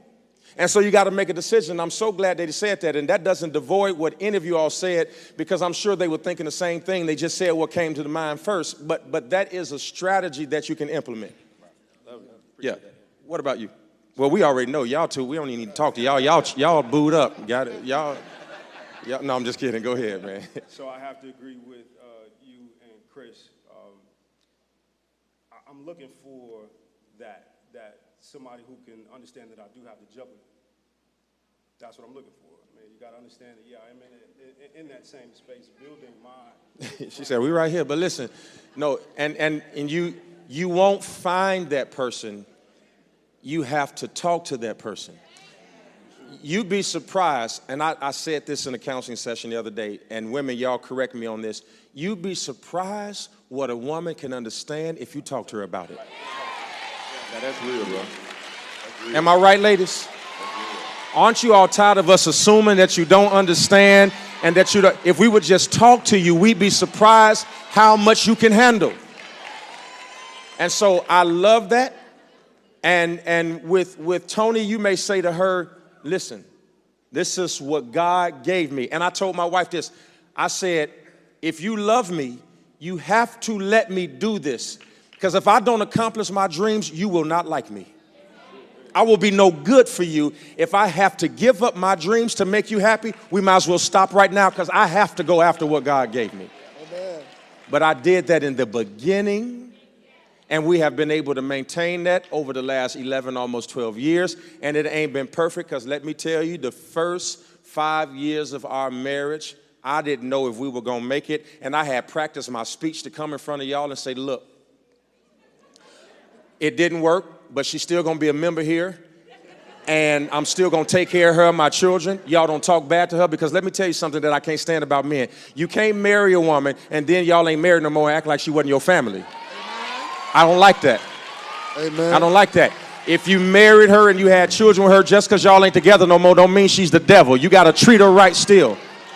And I was going to come before the church and say, look, church, we didn't make it. We didn't make it, but she's still going to be at the church. And she might lead the women's ministry for the next couple of years. And everything is going to be fine. And I was like, we had already talked about, well, 50% of the hypocrites is going to leave. And we'd already made concessions. And then we said, why would we get a devil the victory and subject ourselves to acting out of our emotions and making the biggest mistake that we would ever make? And we got out of our feelings. And we made a decision and a commitment to manage the original decision. The original decision was forever. And so and every day now we just manage the original choice. Is that helping anybody? But you have to be okay with who you are to be able to do that. I'll give you the last word. Yeah, I think at the end of the day, men want support. I mean, like you guys are saying, society beats up on the black man every day. Every day. We go out in the world, we go to battle, try to come back and bring it back for our families. And we don't want to come home and fight. You know, that's the last thing we want to do. You know, so, but if you so really, truly support me, you're going to be there where we're at the top of the hill or in the valley, you know? And so I think that's the main thing, and that's just how you build empires. That's how you build things. Like Chris, that's the foundation is what you build on, and that has to be your foundation. So support is the main thing. I love that. I heard somebody say, Lord Jesus out there. I don't know who that was. Was that Daryl that said that? No, that was you. I'm sorry. So it's true. Solomon even said, he said, women, take my advice. A man would rather live in the desert than in the house with a complaining woman. And sometimes you think he left you. He didn't leave you. You drove him out. Because now, can I be your pastor right now? Can I be your spiritual leader? All of that, it works when you and your girlfriend's together. That man needs silence. Y'all ain't gonna clap I know it's quiet. Clap with that too. No. We only got 3 minutes, and I'm being serious right now. I was driving in the car with my wife, her sister, my mother, my daughter Caitlin, and I think Jalen, my niece. They talked so much from the time we left the house until we got home. They did not stop talking.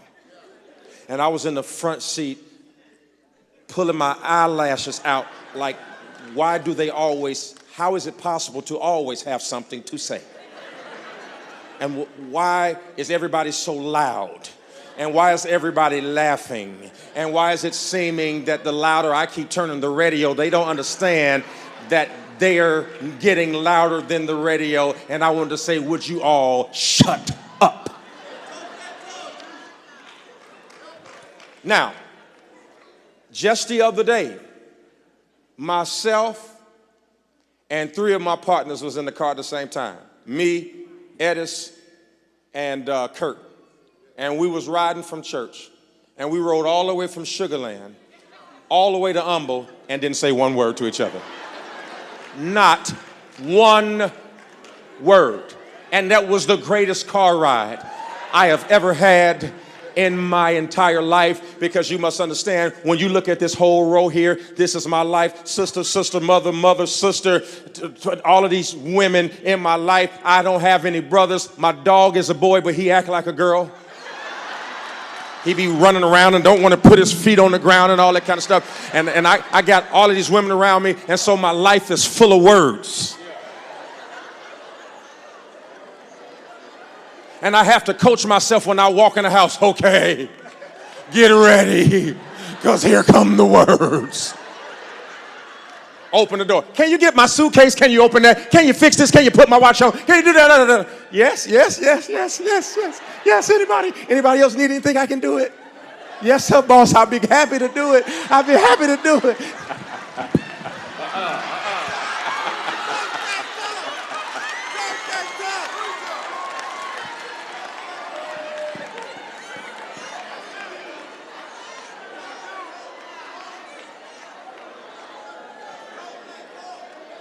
Women, if I could give you any advice, I would teach you, don't be quiet, just be wiser when you speak. Don't make us choose in between you and the basketball game just to see if we love you more than we love sports. Of course we love sports more.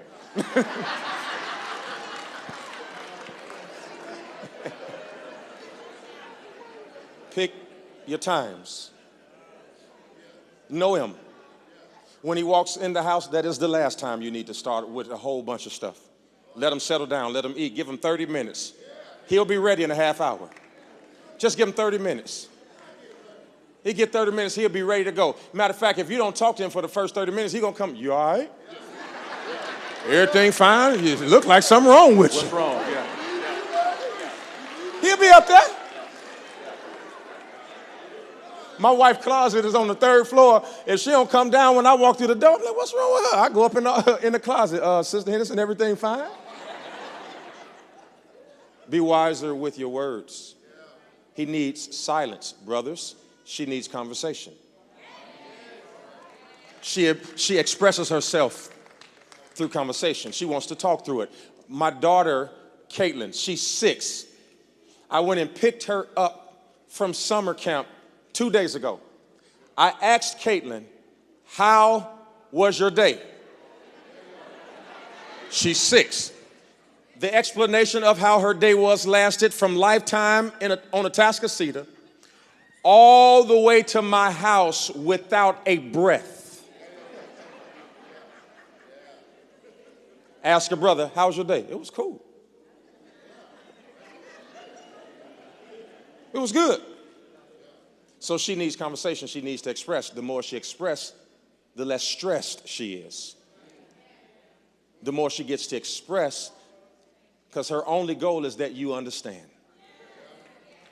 And so the reason why she talks so much so you think is because she doesn't think that you're coming to any conclusions about what she's saying.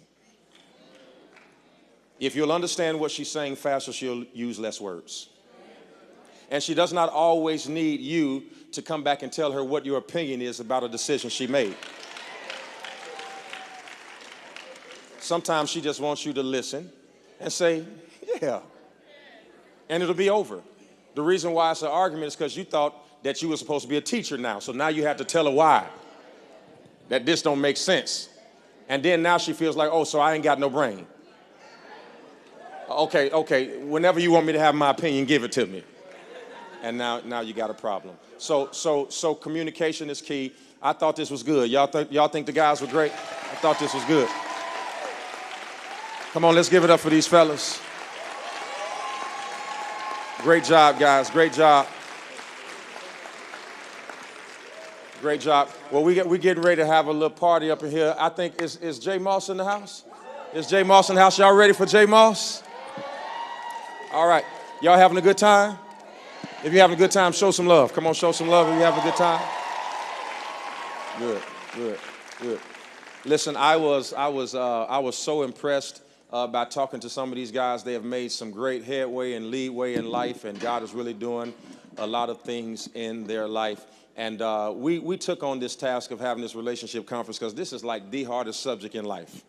This is the hardest subject in life, and it's the hardest subject not because it's complicated. It's the hardest subject because everybody thinks they know. And so you got to attack it from all of these different angles. But I'm here to tell you today that I think that after this weekend, whether we're right, wrong, or indifferent, I think that God is going to do something in our life in the next 21 days that's going to shape and refocus, and patterns are going to be broken, and marriages are going to be rekindled. And some of y'all who are waiting on God to do something, I believe that that's getting ready to happen in this next season, and God is going to do a new thing in this place. Y'all ready? All right, come on, put your hands together one more time and give God some praise. Go ahead, Mark.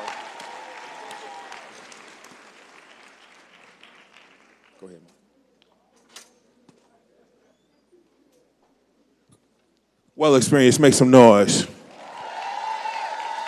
If you've been enjoying yourself over these 2 days, let me hear you make some noise.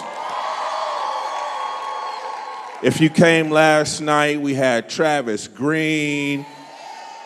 We had Jonathan Traylor from Dallas. This morning we had Pastor Ben Donnelly from New Hope in Pearland. And now we have a treat for y'all.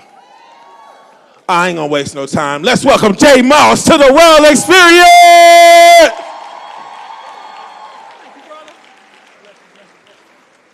Hey, y'all.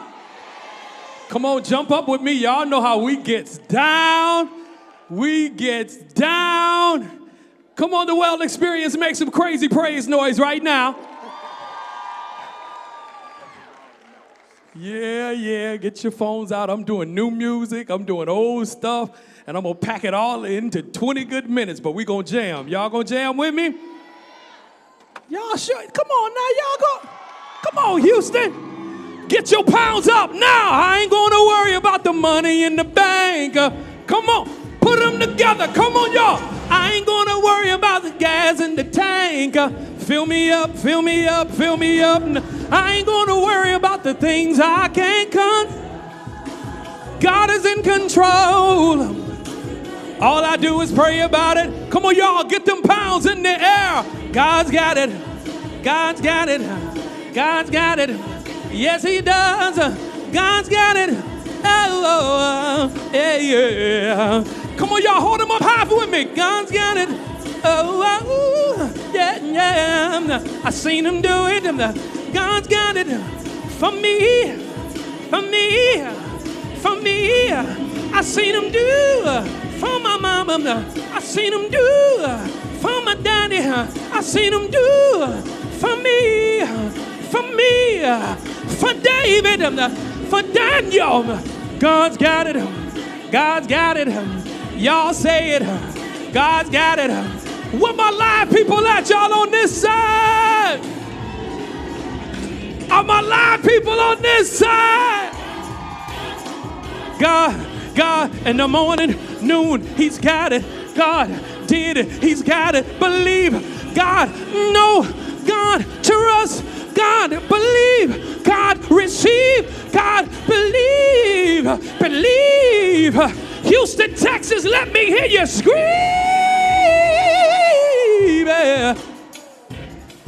Wave your hands in the air if you. Wave your hands in the air if you. Come on, get them up, come on. Say, God's got it. God's got it. God's got it. God's got it. God's got it. God's got it. Get them up if you believe it. God's got it. God's got it. God's got it. Now holla! Woo! Let's do a little worship real quick. Can y'all clap like this? 1, 2, 3, 4. 1, 2, 3, 4. Come on, clap them right now. Come on, stay there, stay there. 3, 4, 1, 2, 3. Song called We Love You. I want y'all to repeat after me so you can help me sing it. Say this. We love you, Lord, we love you. I heard this side, I heard this side. Listen to me, here we go, here we go, here we go. Say, we love you, Lord, we love you. That's it, that's it, that's it, that's it. Here we go, we're gonna take it to the hook. Here we go. We lift our voice to bless you. We lift our hands to reach you. We lift our hearts to love you. Holy is your wonder. We present our bodies, a living sacrifice, holy and acceptable unto you. We lift God, standing in front of you. Holy, we a living sacrifice, holy and acceptable. We lift our hearts.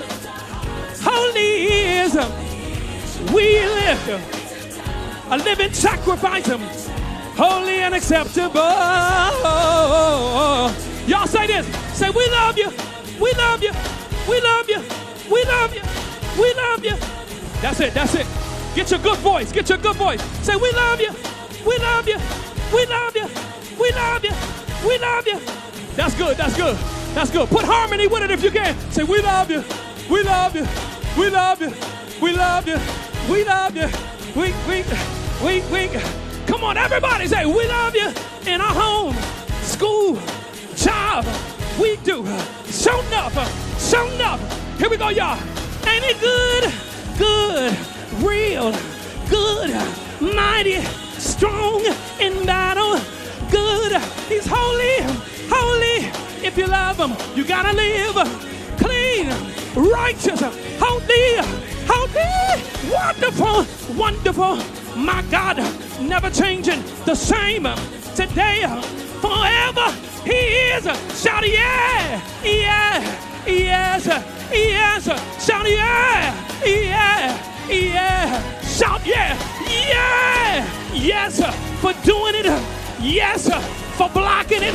Yes, every tactic, every rumor.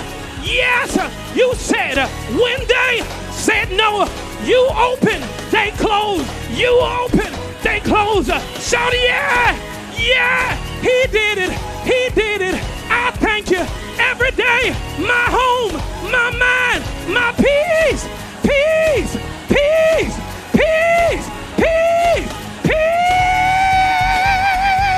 Now jump, come on, jump, jump, shake them off, shake it loose, shake it off. Them chains, break them, break them, break them, break them, break them. Yeah, yeah, yeah, yeah.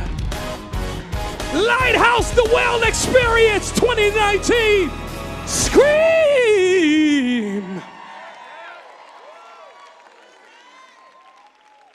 Anybody here love the Lord for real? No, I'm talking about if you've shown up, just believe he's still a way maker. Do you love the Lord for real?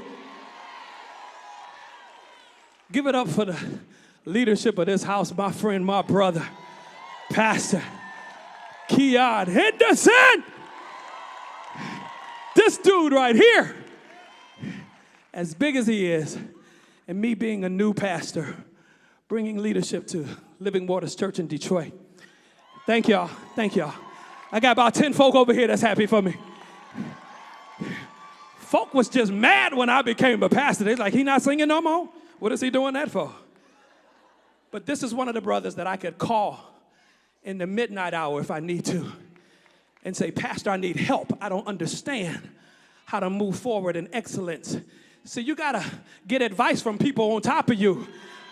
Stop calling Ricky and Bebe and Shanae and them to give you advice. And anytime I call him, he's always there to support his little brother. So one more time for the leadership of this house, my brother for real. He got a joint that goes something like, you ain't sung that this week, have you? Holy, holy, holy, holy, I'm high on loving you. High on loving you, oh, holy, holy, holy, oh, holy, I'm high,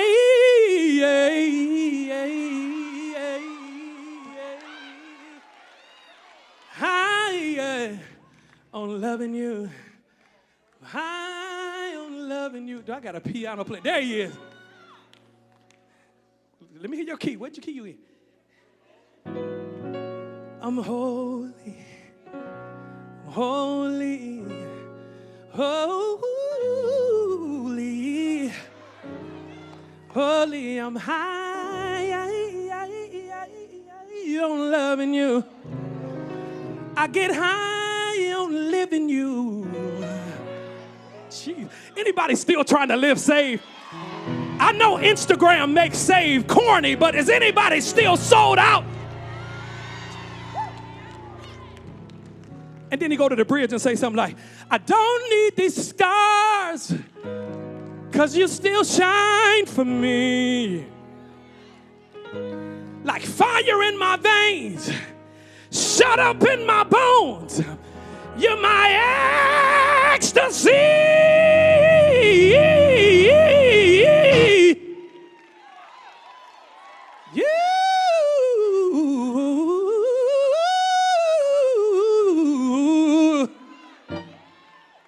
You're so holy, holy, holy, holy, holy, holy. I get so high on loving you. It's all right to get high, just get high on the right thing. Delight yourself in the Lord and he'll give you the... Yeah. Remember, and I'm about to get back to singing, it's all good, but remember with this whole feel-good thing, the world wants us to do everything feel good.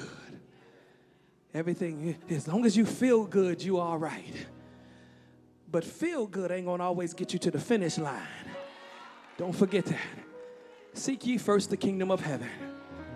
Try to stay as righteous as you possibly can. under great leadership.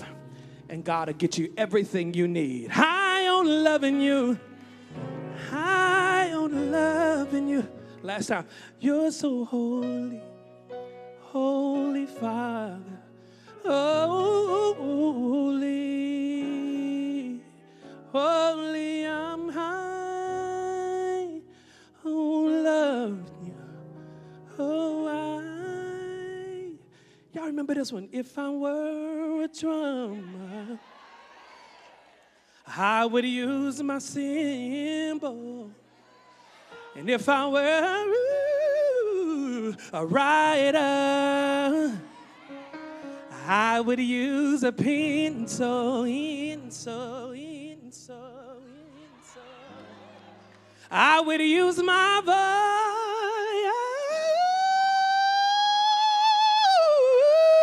voice if I were a singer. That is a little bit of my lane. Ooh, no matter who or what we are, we must. Y'all remember this one? You love me through my good. That's a song for real people right there. Because y'all like this next part. And you love me through my bad. I'm so glad he was patient with me. He loved me through my good. And you love me through my bad. You didn't erase my future. Should have turned your back on me. Should have walked away from me. Should have ignored every call that I made to you. But you didn't erase my future.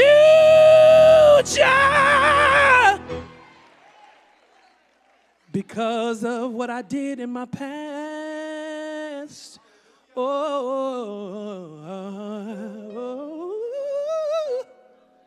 I'm glad you love me through.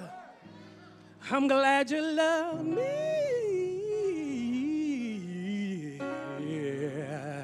I'm glad you love me through my good. If he ever gave you a second chance, just praise him like you crazy for about 3 seconds. Second chance, folk.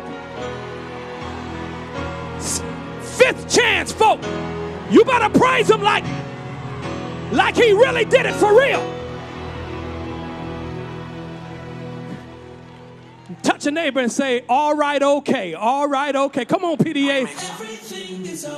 Let's go, y'all. I want y'all to repeat this after me. Here we go, here we go.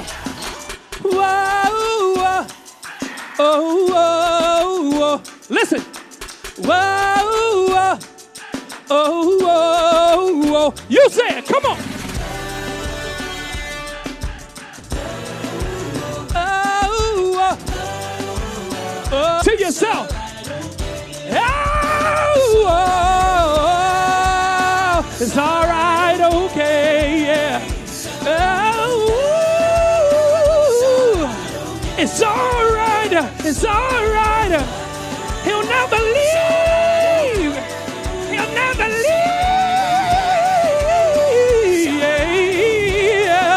Hey, everything is all right. Hey, everything is okay. Hey, everything is all good, and I won't complain even if I. Whoa. Okay, yeah. It's all good overcoming the pain, because Jesus said I would. Oh, it's all right, okay. It's all right, okay. I'm gonna be all right, okay. It's all right, okay, yeah. Somebody say victory. Come on, shout out victory. It's been 4 long years since I released new music. Can I sing a little bit of my new song with y'all? But here's the catch. Y'all got to act like y'all like it, because we recording it, and I'm going to post it later on. So I want everybody to be saying, wow, Jay Moss went down to Houston, and they was gigging. I know y'all don't really know it yet, but when it come on, I just want y'all to go crazy like, that's my jam. Come on, PDA, victory. Hit it, hit it, hit it. That's it. Come on, y'all.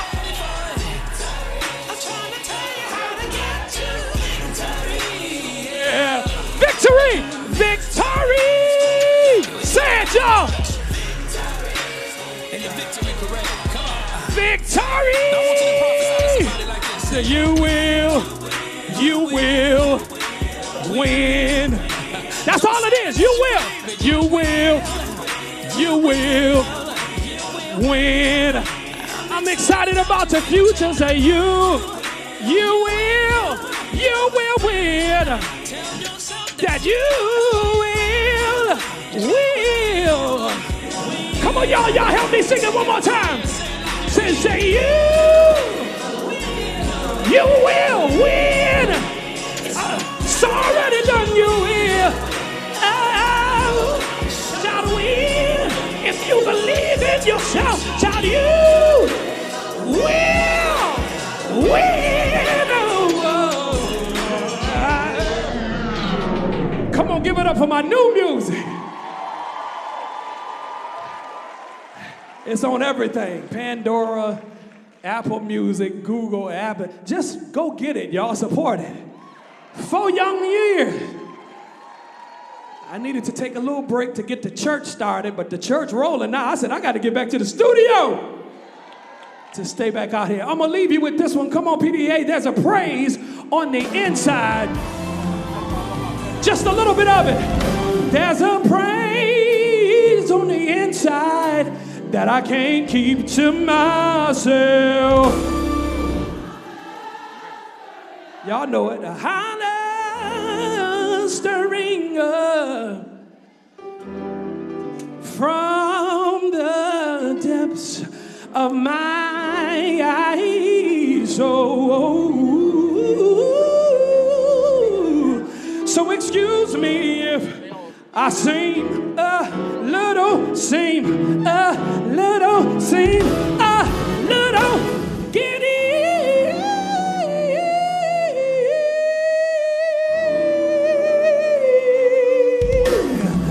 'Cause praise is the way. Y'all help me. There's a praise on the inside that I can't. Anybody ever had that hunger? Burning from the depths of my soul. So excuse me if I seem a little giddy, or maybe crazy. Take it up, y'all. Can you wave your hand in the air? Praise on the inside that I can't keep. Anybody ever had that holler? Burning from the depths of my soul, way deep down from the depths of my soul. So excuse if I seem a little giddy, or maybe crazy. I say thanks.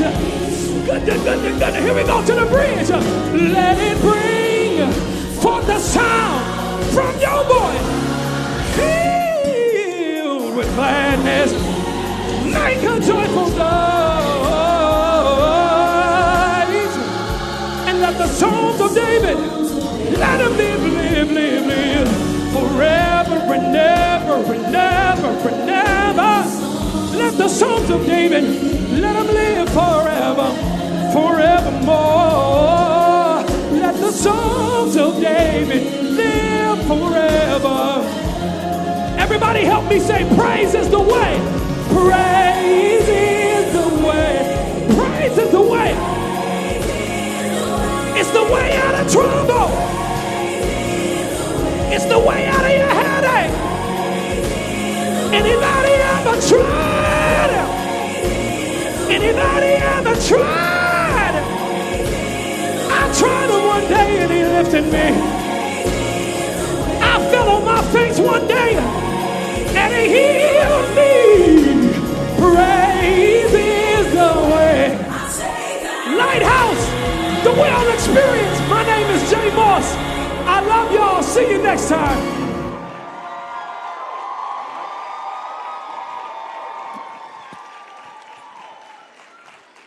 Come on, y'all, give it up one more time for Jay Moss. Wow. Well, listen, we're in our final segment. Come on out. You can set it up. We're in our final segment. We're getting ready to have, now the women get a chance to speak. And we're going to set the record straight, right? So we can finally get the truth out.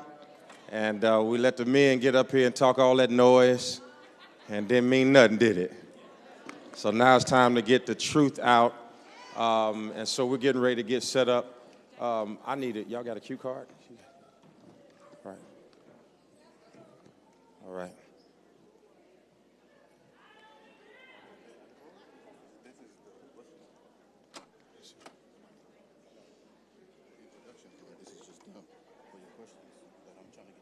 All right, this will work. All right, guys. Now we gotta get the truth out, and we got the women's perspective getting ready to come.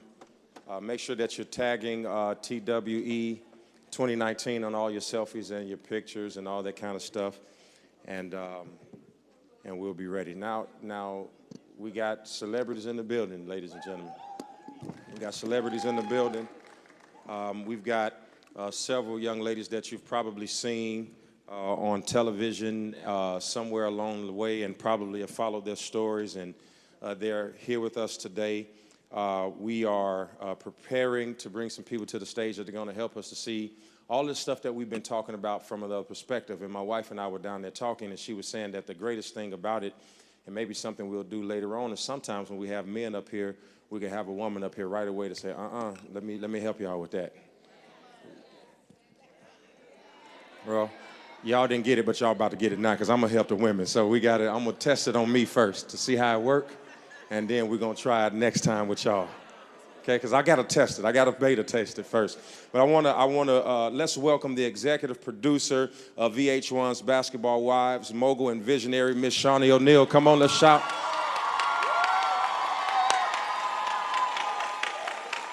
Along with boss mom and basketball wife, Miss Monique Payton, and global publicist and thought leader, Miss Jasmine Simpkins. Come on, y'all, put your hands together. Come on, come on, come on.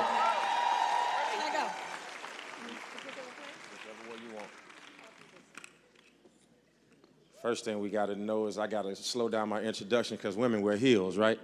And it take a little time to get out here. Thank you so much. Now, you may see that there's an empty seat because I have another guest that I didn't tell anybody about. Y'all know I always like to keep a surprise. Okay, now this next guest is dope. Like, she is amazing. She's amazing, and she's getting ready to come out here, and she's going to help us bring balance to this panel. I want y'all to put your hands together and thank God for Messy Auntie. She's here with us. Come on, Messy Auntie, come on out, come on out. Messy Auntie is with us today.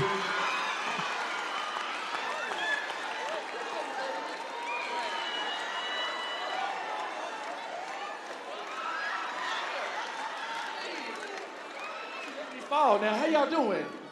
Houston, how y'all doing? Oh, y'all looking so good, baby. Hey, you better be at church Sunday, you hear me? How y'all doing? Oh, Shonda, hey, how you doing, baby? How you doing? Oh, hey, is this the pastor? Oh, hey, how you doing, baby? You married? Good-looking man right here, ain't he? Oh, Jesus. Where's my seat, right here? Right there, Messy Auntie. Y'all know her? How many of y'all know her? Make some noise if you know her. Okay. Y'all might want to look at her for the next casting if y'all open and anything. So we thank you all so much for coming. We thank y'all so much for coming.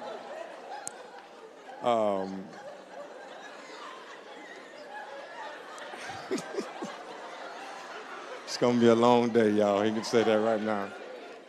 So, ladies, y'all heard the men. Y'all heard the men, and I don't know if y'all agree, but I want to ask you all some questions But before I do that, I just kind of, because you guys have accomplished so much, I just kind of want you to introduce yourself to the audience and just kind of let us know, how did you get in this role? You know, where did you start? Because a lot of us just see you on TV and we hear about maybe your relationship with an athlete or that, but there's so much more to the woman than the little 30 minutes that we get on television. So how would you summarize yourself so that we would get to know you? Well, I'm not on TV. That's just Shawnee, but I was married to an athlete. I'm no longer with that athlete. I'm not a stay-at-home mom. I have 3 grown children now, but I am a working woman. I work at Saks Fifth Avenue, just a regular job at the mall. Can I use your discount? Because that ain't regular. We love people like you. So that's what I do. I'm learning to reinvent myself after being in such a long relationship, losing myself. And I didn't know, I'm sorry, I might just go on, but She cries all the time, by the way. So just Work it out. I didn't know what my purpose was other than my children. I believe that was my purpose, like to raise some great human beings. And it wasn't until 3 years when I found my passion, which was painting. Who would have thought? Painting. But I'm just gonna leave it at that and we can talk later, but that's just who I am, a mom, a wife, ex-wife, a mother, a woman who works 9 to 5 every day at the mall. Wow. Come on. Wow.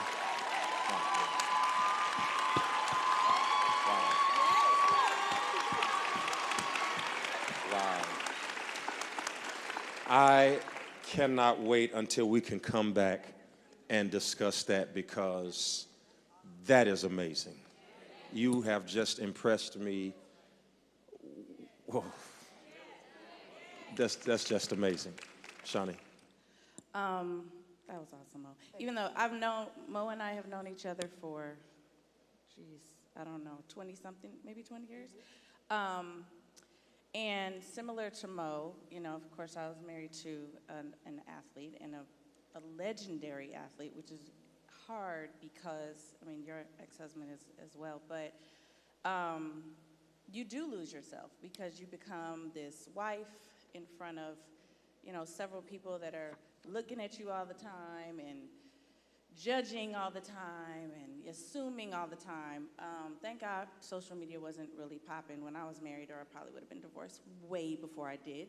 But I definitely lost myself because I was a housewife. I was a housewife, kids. My ex really felt like that was a role in itself. It was so many times I tried to start, you know, my own business or do something, because it was like once all my kids went to school, I just found myself having nothing to do. I had every purse, every shoe, could go wherever I wanted, whatever car I wanted to drive, and I was miserable because it was like all my friends, you know, are my real friends. They work, they have families. Nobody has time to just kick it with me, you know. So it sounds crazy, but you really just have a purpose and how you don't have anything on your own. So let's fast forward to getting a divorce. I get a divorce, and then I have all these random rumors about me that are just lies, and I'm just such a little peon to my ex-husband that it didn't matter what I said. I didn't really have a voice.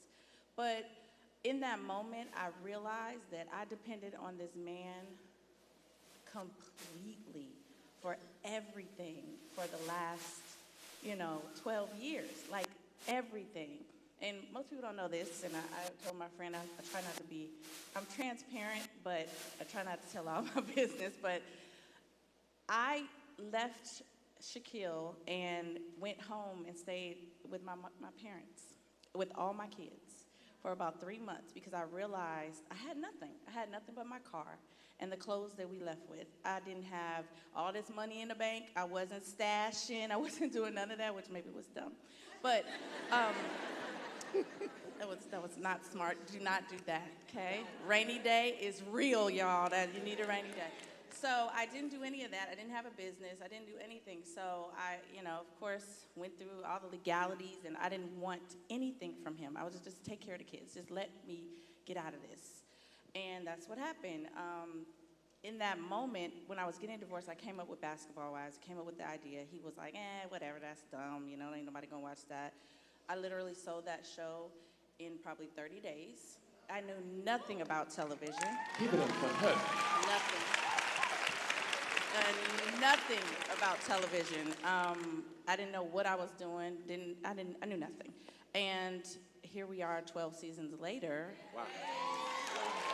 Still acting a fool, but you know, and then now I realize I never really wanted Hollywood. I really didn't. I lived in, I'm from LA, lived in Hollywood all my life, but I didn't want that, and I don't love it sometimes now because I feel like I gotta look like this all the time, where y'all like, ooh, So, but I live in that, and I'm now getting into real estate. I'm doing other things because, Hollywood is only so long. That's gonna go away, and it'll be a new person and a new body and a new this and that, at some point. So I just really try to invest.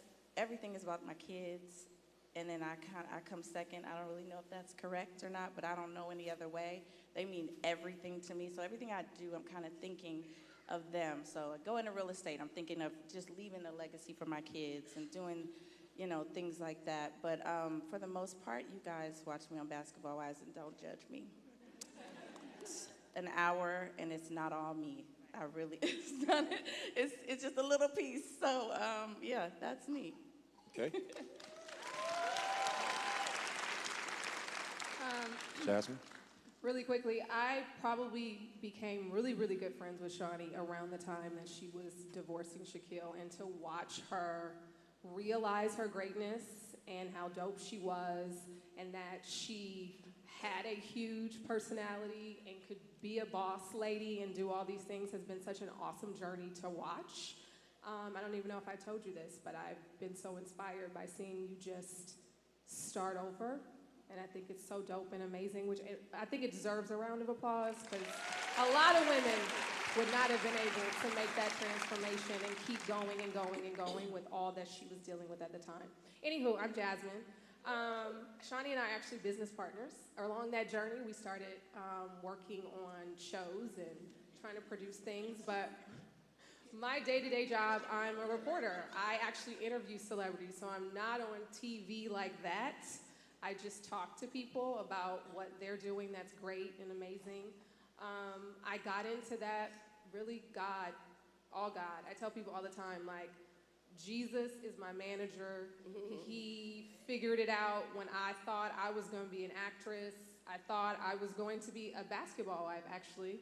I was dating a guy in high school and was a star athlete in college, and I did nothing. Like, he took care of me, and I thought, like, oh, okay, well, we'll get married, and that's what I'll do. Even though I had gone to school and knew what I wanted to do, or thought I knew what I wanted to do, but I wasn't doing any of it. And one day I just decided, like, this isn't the relationship for me.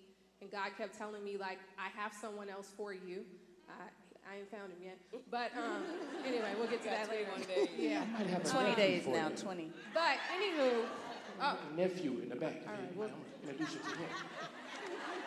is he in the Pilates?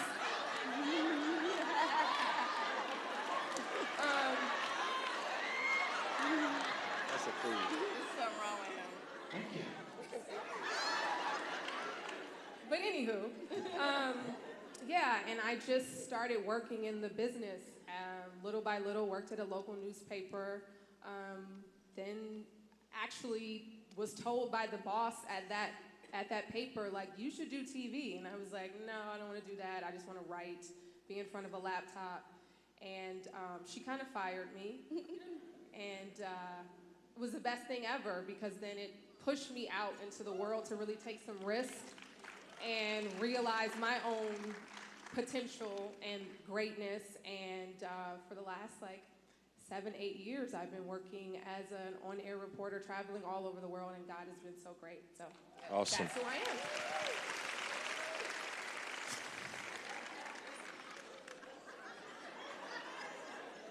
am. Messy Auntie, would you, Well, my name is Jackie. Most people call me messy, but I'm not being messy, I'm just being a blessing. I'll tell you the truth. Now, my nephew started his what's it called? Instagram. Instagram. Started recording me, putting me on there, and everybody liked me, take pictures with me and stuff. And then I'm on the stage, all these beautiful queens. I shouldn't even be up here with them. I'm listening to them with how they talking, the money that they got. I shouldn't be trying to get a blessing now. But thank you for having me, and I won't be saying too much, but thank God for having me. Thank you. And you go to church with me, I believe, don't you? Yes, yes. How you doing? Precious.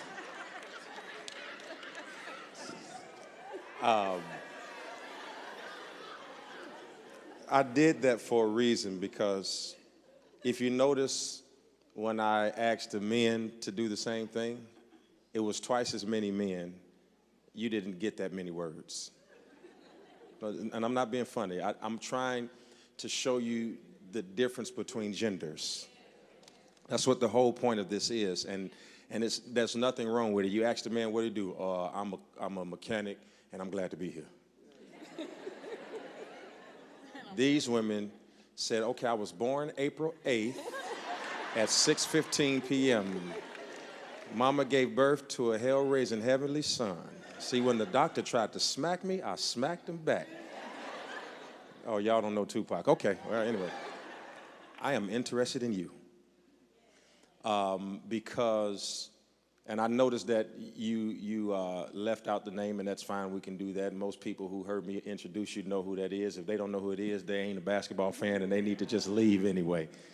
But to be the wife of a all-star. Hall of Famer. Hall of Famer. Am I on? Yeah, Hello? Hall of Famer. Check mic, 1, 2, 1, 2. Arguably the best defensive player that the league has seen. You know you're good when they give you a nickname, and he's called the Glove. I remember watching him grow up. That means that, and he was in the era when contracts were starting to get big, which means that you all had some sort of lifestyle, and just like Shawnee talked about, you had the cars and you had the purses and you had all of that, and to sit on this stage and say that I work at Saks Fifth Avenue or Neiman Marcus. Saks. I like Saks better anyway. They got a little more hood stuff in there, you know. Neiman's be for the, and I like that, you know, the T-shirts and all that stuff. But I thought it was just fascinating that you didn't mind saying that. And I want you to, why were you so comfortable giving us your truth? So, it's hard for me not to be totally transparent. I really have to watch what I say, how I say it, because I could be rough around the edges, as they say. I was a tomboy. I'm still feel like I'm a boy sometimes, especially when I clap my hands and yeah, all that. That came out weird, that you feel like a boy sometimes. But I say that because She's I'm just a so tomboy. aggressive. Like, I'm aggressive. Come here. Like, little boy, come here. Yeah, that's how she talks. Yeah, like, I just can't help who I am. So, so I left the Glove. They knew. She don't say his name in real life. His name is the Dad. Yeah. Okay. But I left with nothing. I did fight for what was mine, but I couldn't. I'd rather my peace of mind. So I walked out of that courtroom with, I was really mad. Like, you looking at me, because I'm cracking in my voice when I told that judge, I'm good. You want to keep your last name? His last, yes, ma'am, I'm keeping that name. My kids' names is Peyton. So I'm going to keep that name. So at that point, I left. I had a little emergency kit for those women that needed an escape. I did not know how I was going to leave. I did not know. I didn't work. I stopped, didn't go to school, finish school. He wouldn't allow me to have a career. Didn't allow me, but just stay home with the kids, like Shawnee was saying. And that was the dumbest thing, ladies, I promise you. And you guys see me shaking, because I get nervous, but I'm just trying to tell y'all, have your own. If you go to school, go to school. And you don't always have to go to school. Get a trade. You doing hair, you doing lashes, whatever it is. Stack your money. Because at the end of the day, if y'all do make it, on that rainy day, when y'all 80 and you want to go on a trip somewhere, you be like, baby, messy auntie, say, baby, we gonna go to London. Well, how you get that money? Oh, don't worry, I kept that money safe. You know, like, I promise you, my little girls, have your own, because whatever comes to you is gonna be extra. That's gonna be icing on the cake. But I left with nothing, started from zero, and I was so happy that morning when I woke up with nothing, sleeping on the floor. For a whole year, I slept on an air mattress.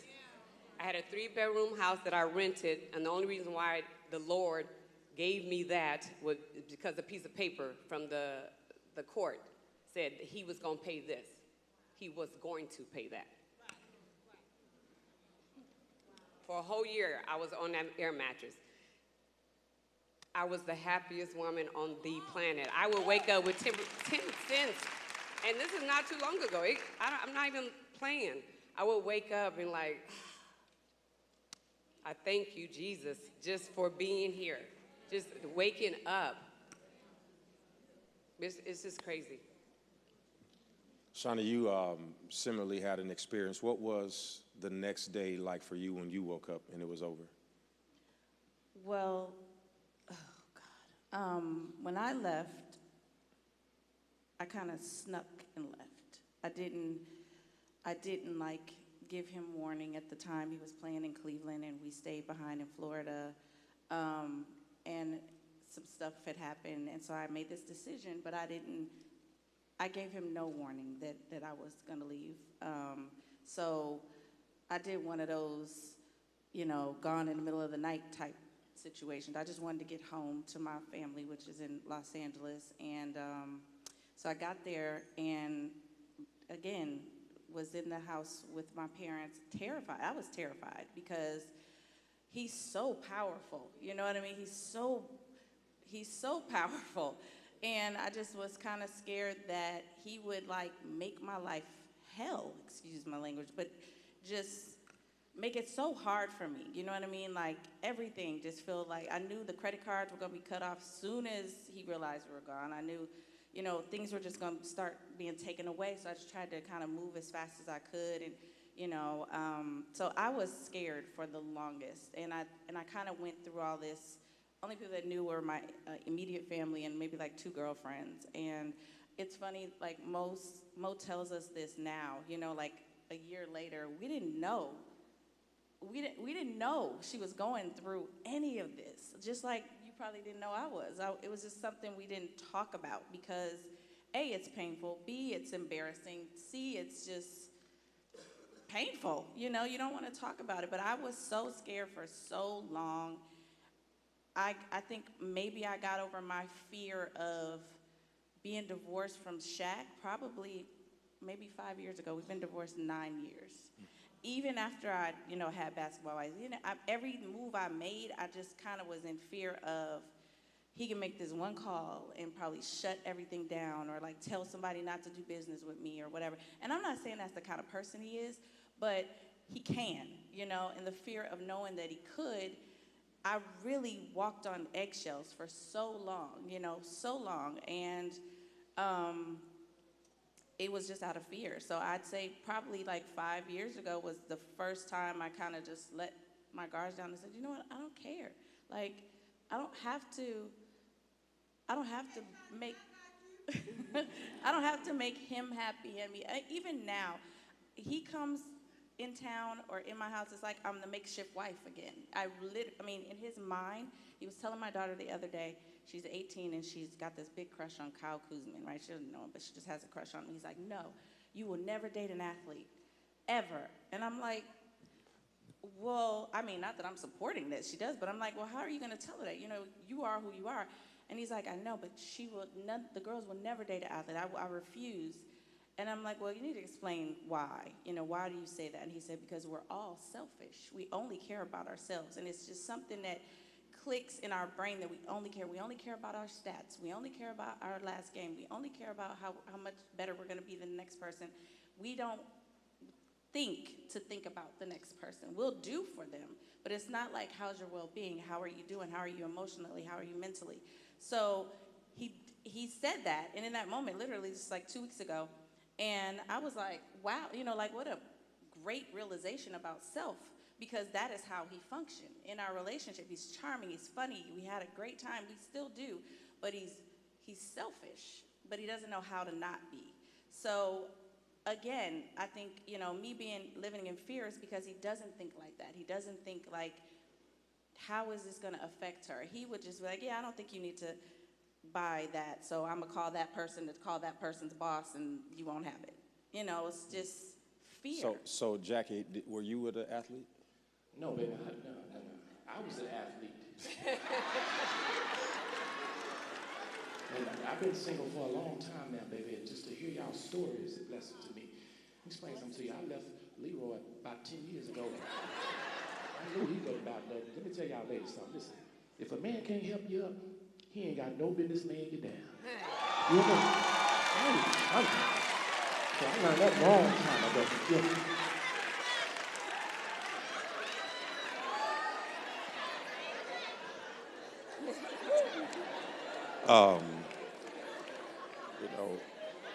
I don't know what's wrong with her. Jasmine, I'm going to ask a question. I'm going to have you start it off, and then I want you all to go. Is this interesting? Is this helping you all? This is, because you know what? I'm glad you all are here, because if I can speak for these spiritual daughters that I have, a lot of them think that if they had the stuff that y'all left, they would be okay. They won't say that right now, because the reality is not always what we profess. But a lot of them believe that if they had a big house and they had money, if they had all the things that you all came from, it was because right now they are where you went back to. This is where a lot of them are now. And what I've learned in life is people always think that the opposite is better. There is a blessing and a curse being in our situation. We get all the great perks, but there's a lot of heartache. Ladies, you have to have a strong man. You have to be equally yoked, I believe, to make it work in any relationship. That's absolutely true. So what are the issues for women that currently surround dating these days? And what are some of the red flags that women identify in dating? You want me to start? Yes. I would echo one of the gentlemen that was up here. Social media is a tough thing to navigate through when you're dating. A lot of times people have misconceptions about who you are, or they'll think that you're a certain way by what they see on your page. And it's just I think social media is really just 2% of who you are, right? It's curated by you. People choose what they want to show. They don't show the days that they don't have on makeup, or they, don't have the fancy whatever. So I feel like that's the worst place to start when getting to know someone. Like, get off of their page and just really have a conversation. And don't text me, call me. But anyway. But I do think that's one of the problems. We are in a digital world. We just are. We're in a digital world. Everything is digital. Everything is on your fingers. Nothing is manual. So everyone is doing things from their screen. And it's hard to date that way. We got to start getting back to like personal connections and not just our screen connection with people. So I would say that's the first place that becomes a pitfall when dating in this world. And then I think sometimes also it's just our professions. Everybody's living busy lives. People are hustling, trying to make money. And when you're young and still trying to reach a certain goal, you can be very selfish. And I think that gets in the way of people being able to get to know each other and really cultivate a real dynamic that's going to go somewhere. Are you all dating post? I'm not dating. I mean, I don't know. It's hard to date. It's so hard Why? to date. Why is it so hard to date? I was really about to say something. Well, maybe it's me, because I don't go out like that. I really don't. we were having this conversation earlier. It's like I work, I go to every single one of my kids' function, but I don't go out. You know, I'm not sitting at the bar at Mastro's. Maybe I should. I don't know. But maybe I'm not making myself available to I wonder, do you all hear the fact that you became what you left? That you are so consumed with your kids and your jobs, and just because you're not selfish over yourself doesn't mean you're not selfish over something. Being unavailable for somebody doesn't mean that I'm unavailable just because I'm an athlete. I could be unavailable for Shaq because I was concerned about the kids and I'm concerned about this. I could be unavailable for the dad because I was concerned about this. And I'm wondering, and I'm not being negative, I just don't know if you hear yourselves that you have become a microcosm of what you left. And that what most... Until you got a fight on your hand right here. Yeah. Because I seen her when she was clapping, I felt my seat shaking. I know she got a little strength. No, what I think, I didn't know what to expect when you all came, but now I see my role. And even though we don't know each other, and even though I know Shani and I've met all of the rest of you today, and one of the things I've never been afraid to do is to speak. But the real reason you're here is so that I can help you.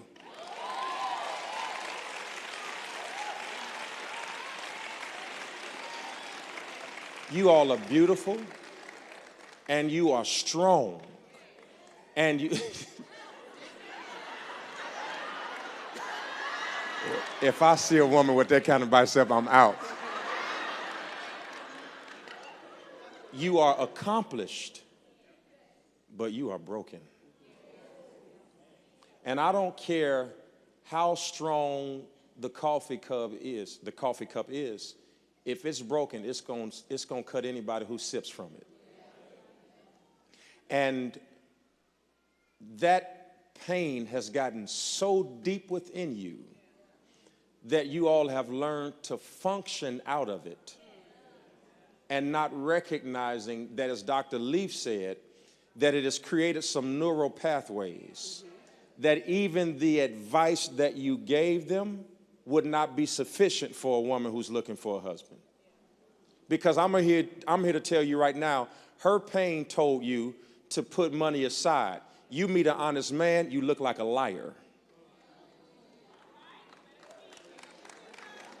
If I didn't hurt you, then why should I have to deal with behaviors that you built in your defense?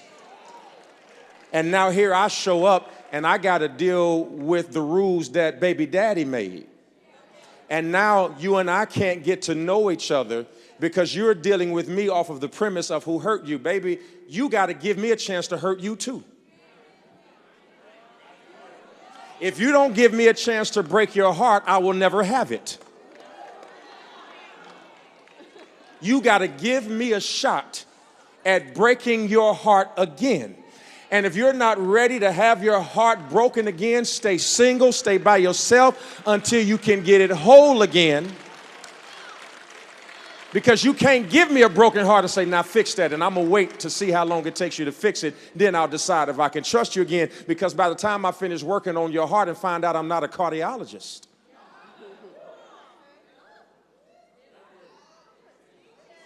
This is the difficulty of relationships. This is why it hurts so bad. And I wanted to bring, I've had everybody on the stage of every economic status.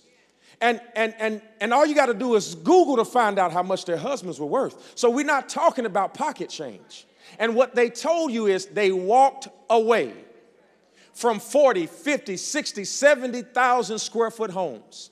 From $100,000, $200,000, $300,000, $400,000 cars, from Harry Winston necklaces to the like, to everything, and said, you know what? I was happiest when I woke up on an air mattress. Why? Because happiness is an inside job. And if you don't begin to work, Lord, I didn't mean to do that. I don't want to do that. If you don't begin to work on yourself from the inside out. The mechanic at Jiffy Lube won't make you happy, neither the person who's a 15-time All-Star. It doesn't matter who you meet until you meet you. So if I had any advice to you, lose anything but yourself. Lose your house, lose your car, lose your money, lose a couple friends. But baby girl, dog, don't lose yourself. Get to know yourself so much that even when they leave, they don't take a piece of you with them. That's what you got to do. Because there are some good men out here that are looking for good women like you that will do the right thing. My wife is sitting here right now, and I hate to hear their story, but my wife will tell you that has never been my testimony. I might not have done a whole lot of other things right, but that woman right there makes more money on her own. When I met her, she was making more money than I was. My wife could leave me today and wouldn't have to change her standard of living. I made sure of it. I made sure of it. She got her own businesses. If she walked out the door today, she would not be on an air mattress. Am I right? That's the truth. I intended for it to happen that way. Guys, you got to stop going in women's lives and letting them leave you worse off. I don't care if it don't work. A woman should not leave your life worse off than they did when they walked in. That means you haven't been a good steward over that woman. The definition of being a steward is that you get something and then you give it back to the owner in better shape than it was when it walked into your life. If you're going to be a real man, you got to hand it off better. Listen, Jeff Bezos just got a divorce. This woman got $35 billion and she is still on the board of Amazon. Now, let me help y'all understand something. That's a lot of maturity. And if I can just be honest, and I don't mean it, this is the problem, especially in the African-American community. Because when we go through stuff, we break the kingdom in half. When they go through stuff, they go to the woman who got their husband's house and say, can I have my husband back? Bring your butt home. We got something to do. See, I see. See, that's your pattern. You got up and said, I will do this for better, for worse, sickness and health, rich or for poor, to God, by death shall separate you. But when it got worse, you thought that gave you just prudence to break the rule. When you got married, you signed up for it all. Now, save your life being in danger and you being abused. I don't think anybody should sit around for that. But you don't get to leave just because y'all ain't getting along. And when we get divorced in our communities, the African-American community, they tell you that the wealth is broken 4 times. So when your mama divorced your daddy, then the wealth was broken. And then whatever you had and you divorced your husband, it was broken again. Look at how it just keeps breaking. I remember Tyler Perry had a movie. I can't think of it right now, but the guy worked at an office and he was messing around with Sanaa Lathan and what is it called? So did y'all see what that lady did? She went back and got her husband. Now, I'm not saying she did it for the right reason, but I'm trying to show you why, other than slavery and redlining, why we still keep having a difficult time maintaining wealth and significance in our communities. Why? It is hinging upon our relationships. And even the government is in on the system, because if there's a woman in here right now and you're getting government assistance, then if you bring a man into that house, they will stop the assistance. Have you ever thought about why? Because they understand that how can 2 walk together unless they agree? And if we don't walk together, then we will not have agreement in our companies and in our relationships and in our community. There is a war against you. Women, there is a war against you. You find a good man, you can no longer get help. You find a good man, they kick you off the system. You find a good man, and if you had that man in the house, then you got to give all of the money back. You can't get food stamps if you got a man. There was a war against you. And you got to learn how to deal with your pain. And most of you didn't have fathers. And so now you don't know what male love feels like. Male love ain't mama love. We don't pacify you. We tell you what it is, when it is, and how it's going to be. And we do come off brazen and we do come off rough. But you would know that if your daddy was there. If your daddy was there, you would understand that. And him not being there is not your fault. So then now you're at another deficit. And then if your mother gets divorced, like mine did, my mother got divorced. And for those of you all don't know, my mother got divorced, and I don't know how long she stayed single. Then she got remarried, and then she got divorced again. So my mother was divorced before I got here, and then divorced again after I got here, and then stayed single for the next 25 years. I personally have never seen a man in my house long-term make decisions. Then I get a wife and get a house and got to make decisions. Now I'm practicing on being a man on her because I had no examples. So for every woman in here who made it work for 5, 10, 15 years, thank you for letting us practice on you because nobody taught us a damn thing. Nobody taught us a thing. And I'm sorry because I felt the spirit shift when you said that. I felt the heat coming from you like the hood of a car. I felt it come off. I felt it come off you, and you were sincere and you were honest with what you said, and it is coming from a great place. But I am here to tell you right now, if you take that advice and you wrap it in the present and you start serving that stuff, it's going to get you the same results that it got her. And the reason why I am telling you that is because somewhere in your past you are. Why in the world would you ask your yesterday about information for your tomorrow? I don't want you making informed decisions about failed policies. She is at her happiest state right now because now she understands that it ain't about the money, it ain't about the stuff, that you are happier with less. And that's the lesson I wanted you to learn. And I knew what you were saying, but they'll get it twisted. They'll get it twisted. They'll start, that's what she said. What she's saying is you don't need all that stuff. What she's saying is be happy with yourself. What she's saying is take care of your children. What she's saying is find out who you are and operate from that standpoint. She is not telling you to do all of that stuff because of a retribution prospect. Because I heard y'all clapping, and I know y'all too well. And when somebody validates your stuff, you just dig in deeper, and you don't break your pattern. Now, I ain't mean to go off on that 12-minute tangent.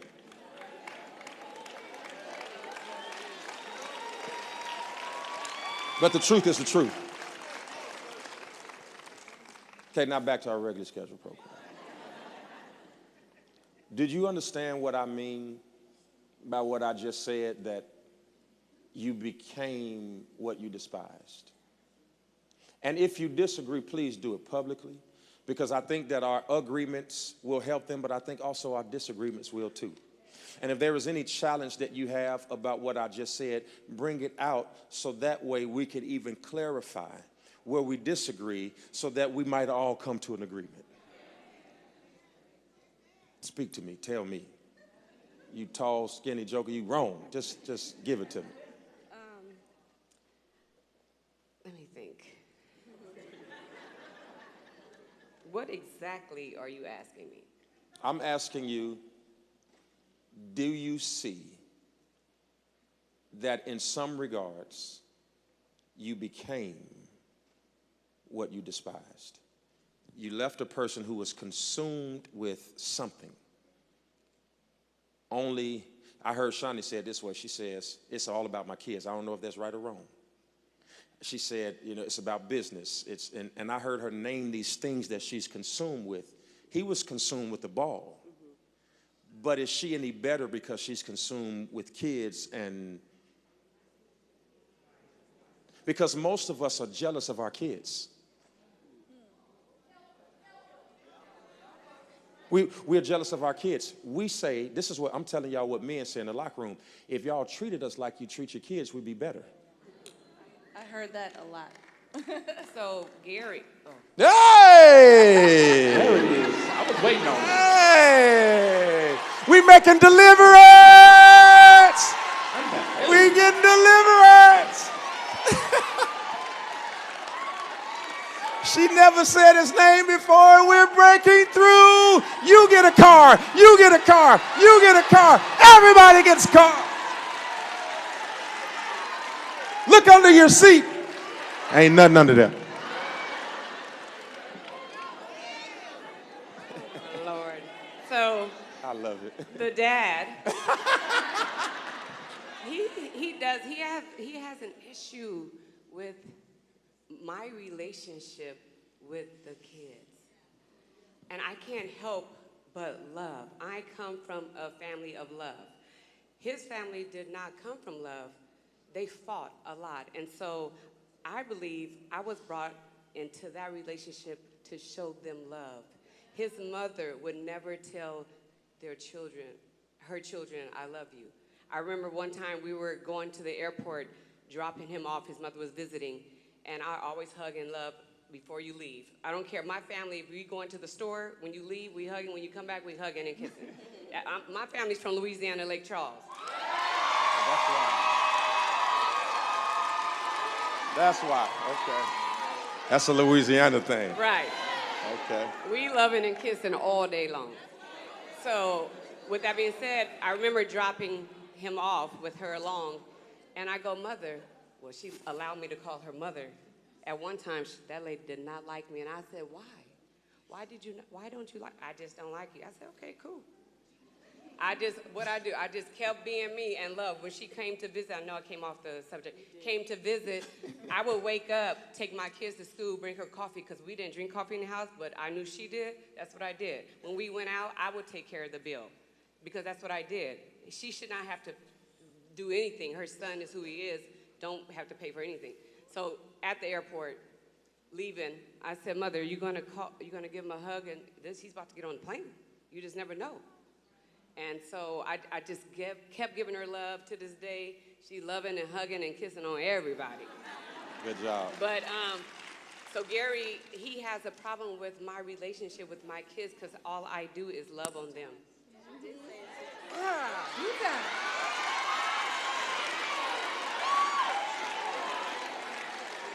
She never says his name, y'all. Y'all don't really, it's really a big deal. He does. Won't he do it? You know, forgiveness is remembering the incident without the pain. And let me prophesy to you, there will come a day where you will be able to say the name and it will not be a problem. Because you will be depending on a name that's above every name. And your hope was never in that name. Your name.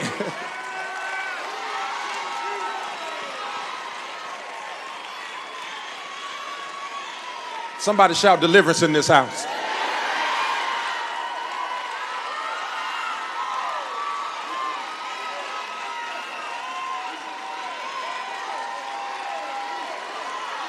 Hallelujah to the Lamb of God. See, something about to happen out there. I can already tell. Something is happening up on this stage. And let me tell you something. You must understand that just because you see a person on stage, it doesn't mean that they're not broken.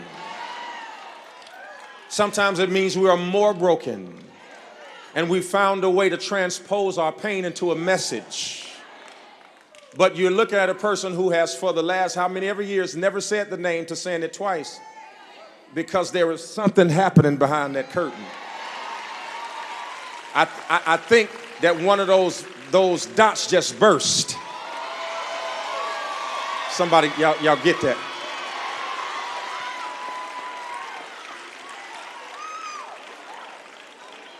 And you know God is in the midst when they came here to help you, but God is helping us all.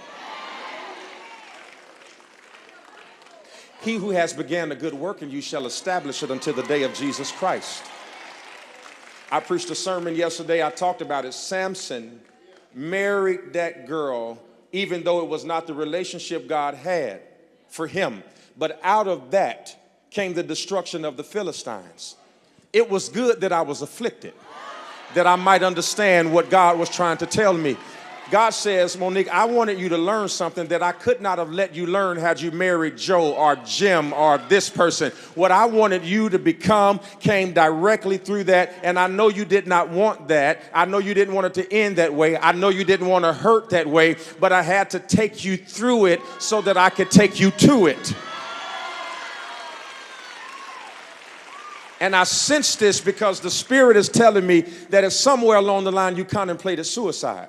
And as you contemplated suicide and you thought about it, God says that that suicide seed was in there prior to you getting married. So I let you get married to who you got married to give you enough strength. So I wasn't going to let the devil kill you. So I let you go through that marriage to build up enough strength so that you could live at this day in your life.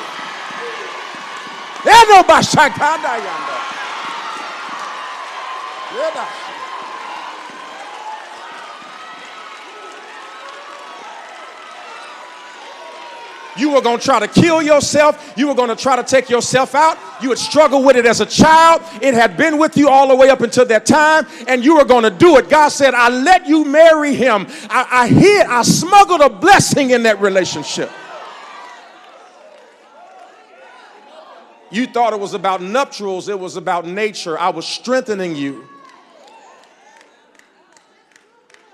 I brought something out of something you didn't even want to be in.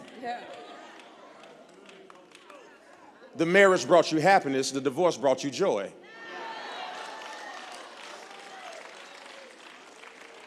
I knew how I was going to do it.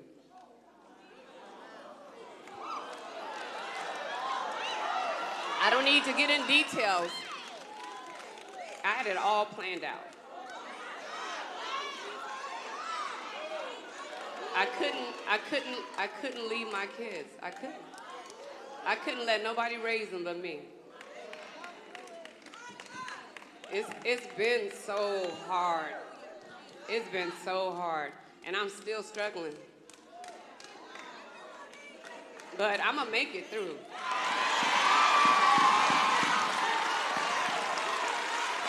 There's no other way.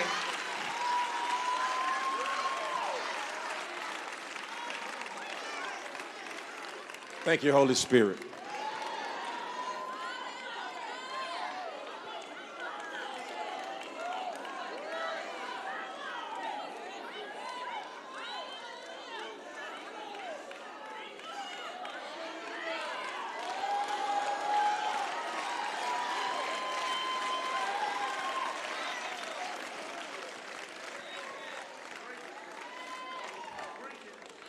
You're getting ready to go from surviving to thriving. There is a business opportunity that is coming in your direction. There is an offer that is getting ready to come to your table. You're going to think you're not qualified for it, and your senses are going to tell you to reject it because it's not something that you're accustomed to. God says accept it. It's going to be out of your norm. It's going to be out of your comfort zone. It's going to be something that you're going to say, I can't do. And God says, yes, you can. Yes, you can. You're going to have to do it. There are millions of women who need the healed version of you.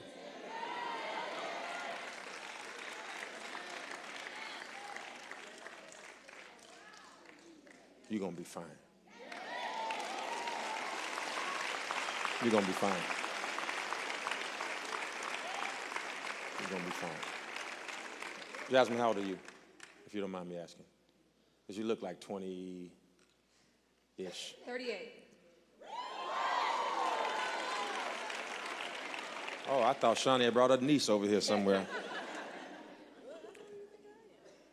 No, I know how old you are. I can Google you. Everybody know that. So I was wondering to ask you a question because here you are. You're on the other side of their life. They grew up in the lens. You grew up, or you are now living your life behind it. I want you to look at these two ladies, and I want you to tell them what they look like through the lens.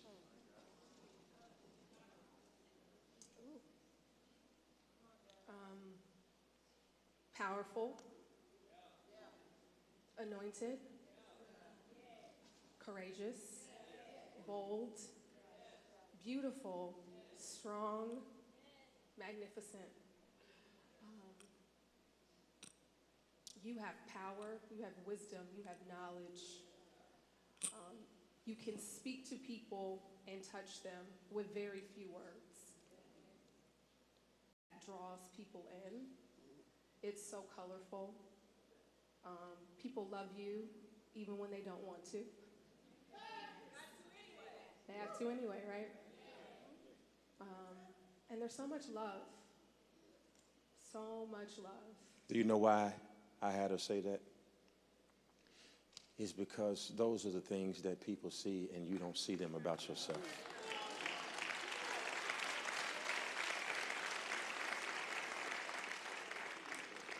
And Shani, for you, you live in such a high platform that your pattern is to assume a perception of yourself because you know how the world is. It's almost like a person who's overweight. They try to beat you to making fun of them. So they'll say something about the weight issue because it's a way of coping with it before somebody else says something. And so since you live on TV and you're in Hollywood and all of this stuff happens in your cosmos, I heard it in your voice. You have medicated yourself by beating people to the punch. And the truth is, I wanted Jasmine, who's your business partner and friend, to tell you that regardless of the reflection that Hollywood has given you, they only represent the smallest, minute portion of the population. And there's a whole group of people in this room who have never once judged you or have never once looked down on you, have seen nothing but a powerful woman who picked herself up by the bootstraps, started a television show, and they are letting you know you are an inspiration to them, that they can do the same thing with their life that you did with yours.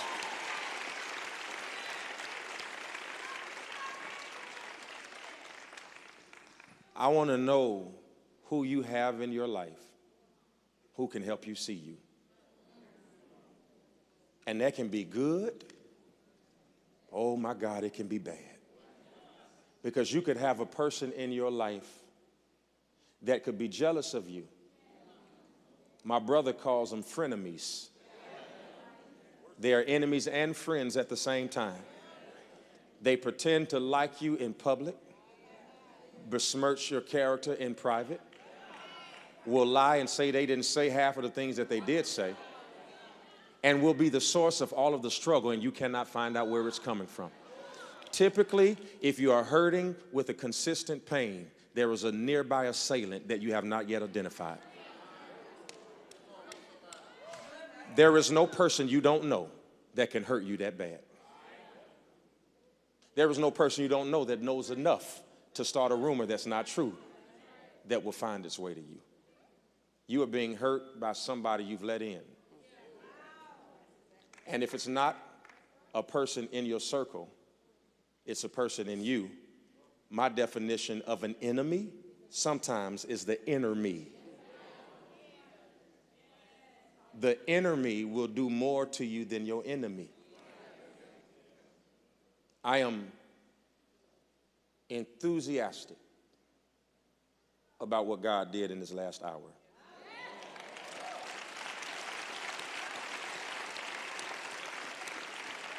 I got a whole list of questions down here on the floor, and I ain't asking none of them. Because that's the way I operate. If it was Sunday morning and I was getting ready to preach and the Lord told me to let it go, I would let it go. And I thought that God sent y'all here To help y'all. to help them. And sometimes It's all about me today. come on, y'all say Monique, Monique, Monique, Monique, Monique, Monique. I bet you haven't felt this good in a long time. In a long time.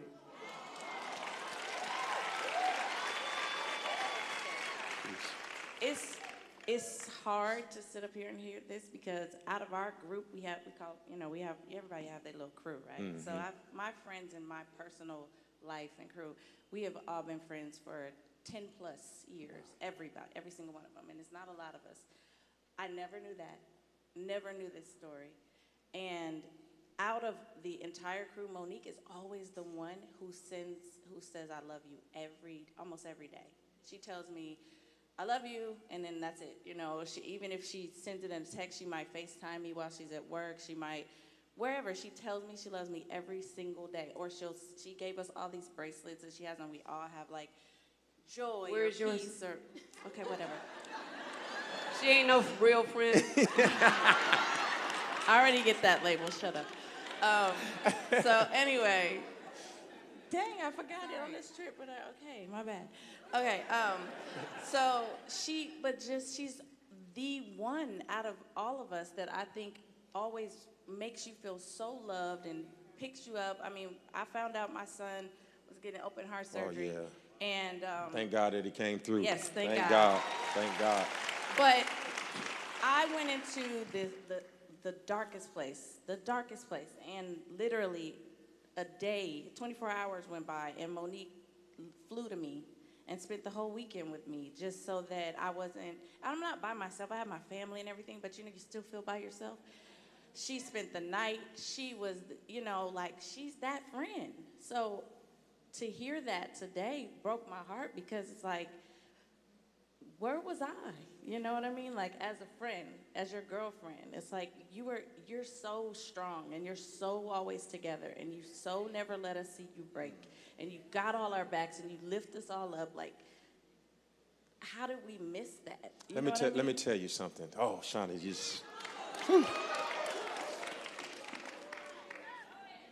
typically, a person gives you what they need from you. But some of us are so consumed with receiving that we don't understand that somebody's begging for you to give. Oh, you just opened it up. So pay attention to your friends. If they always telling you, I love you, you know what they need to hear?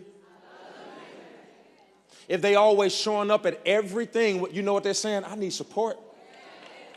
Typically, people are giving you what they need from you.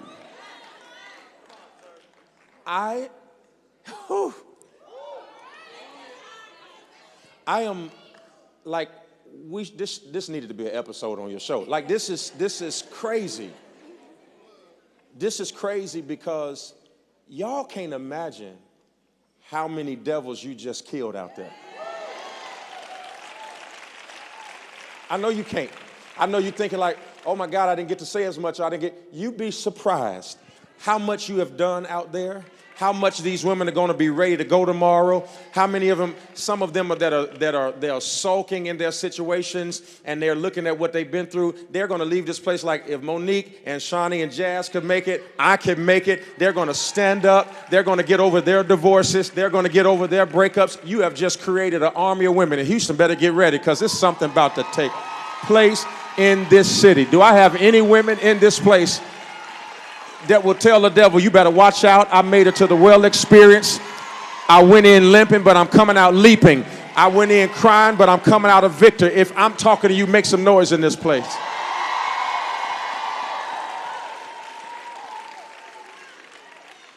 On behalf of every man that has ever hurt you,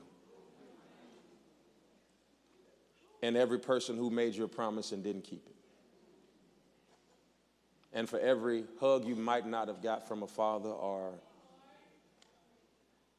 from every negative comment that you've read from any man who deduced you to your physical parts, overlooking your mentality,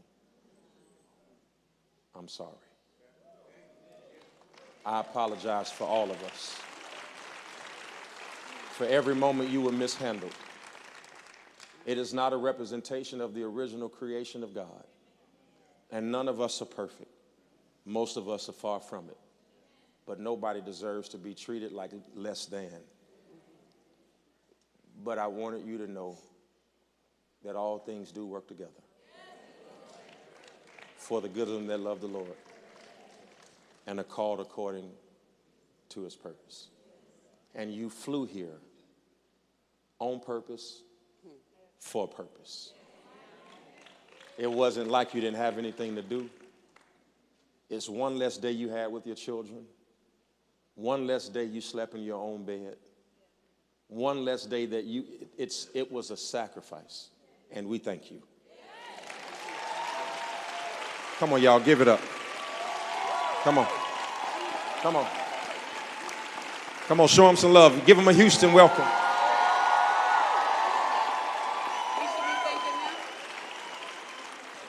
Jacqueline, you want to say anything before we leave? Y'all just follow my nephew's Instagram, TC_Keion. Thank you. Thank y'all. I'm going to take some pictures with you. Hey, baby, you doing okay? Good, okay. You better be at church with you. All right, baby. Thank y'all for having me. Thank y'all. Jasmine, did you want to say anything finally? No, thank you. Thank you. Thank you for having us and creating this opportunity to heal and talk and be nurtured and loved on for a change, because I think we need it, for sure. We give and give to a lot of people, so it's great to receive. I think we thought we was coming to give, but we received, and we're thankful, seriously. Women were created by God to be receivers. It is only when you give and give and give that you feel the deficit. You receive to give life every once in a while. You were not constructed to give life over and over. A man can give life every day.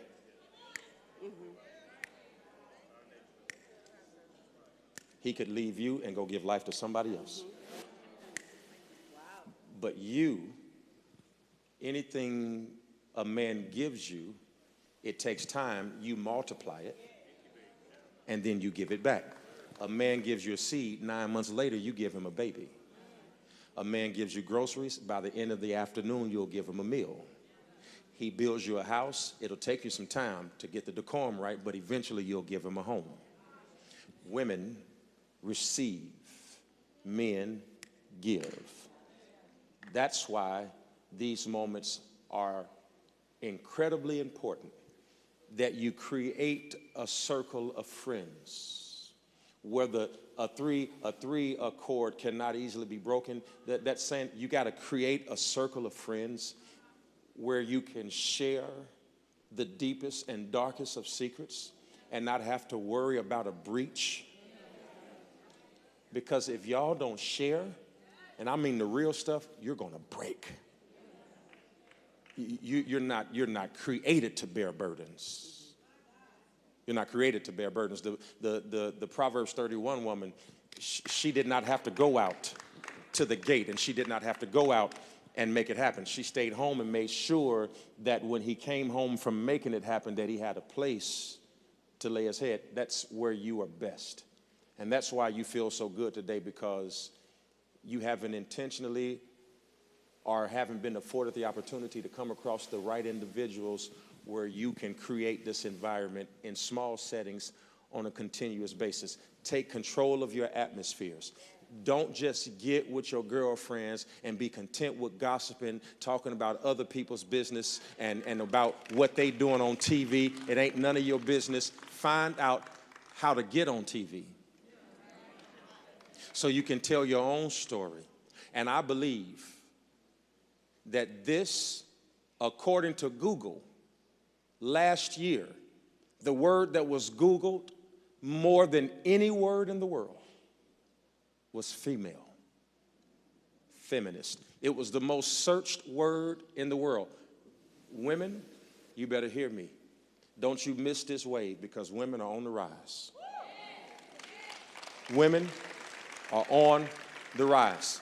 If you've been watching politics, Elizabeth Warren is now in second position for the Democratic nomination. If you've been paying attention, right here in Houston, 19 women have been appointed to the bench. If you've been paying attention, that there was a wave of women that took over the Democratic congressional chamber. Women are on the rise, and I speak to you women. Don't you sit back and, like Monique said, and not do nothing. This is the time for you to get your degree. This is the time for you to be studying. This is the time for you to start your company. This is the time for you to write your book. This is the time for you to record your album. And if you read the book, find out about the story of a woman who was the nurse for a young man named Mephibosheth. The Bible says that when he was 5 years old, she dropped him because she got bad news. And I'm come to tell every woman in here, I don't care what bad news you get, don't you drop what's in your hands. This is not the year for you to drop it. Touch your girlfriend and give her a high five and say, this is the year for you to strengthen your grip. I want you to hold it down. You're going to be a mama and a lover and a cooker and a cleaner, and you ain't going to have to do it forever, but you're going to do it all at the same time. Do I have any strong women in here that'll give another girlfriend a high five and tell her hold it down? See, women, y'all need each other. The Bible says when Jesus was in the womb of Mary and John was in the womb of Elizabeth, the Bible says that when Mary and Elizabeth walked in the room at the same time, John leaped inside of her womb. How in the world can a baby leap and it ain't even walking? Why? Because when women get together, there ought to be something in you that makes what's in me leap. I dare you to look at another woman and say, I'm going to celebrate you, girl, until that thing in you starts to leap. Oh, y'all don't want to help each other. Find you a girl that ain't tripping, that ain't tired, that ain't acting ashy and lazy. Find you another girlfriend and look at her and say, baby, I'm about to cheer for you for the next 15 minutes until everything in you starts leaping, until that baby in you starts leaping, until that business comes out of you, until that multi-million-dollar contract finds you. Where are my rich women that don't need a man for money, just need a man for companionship?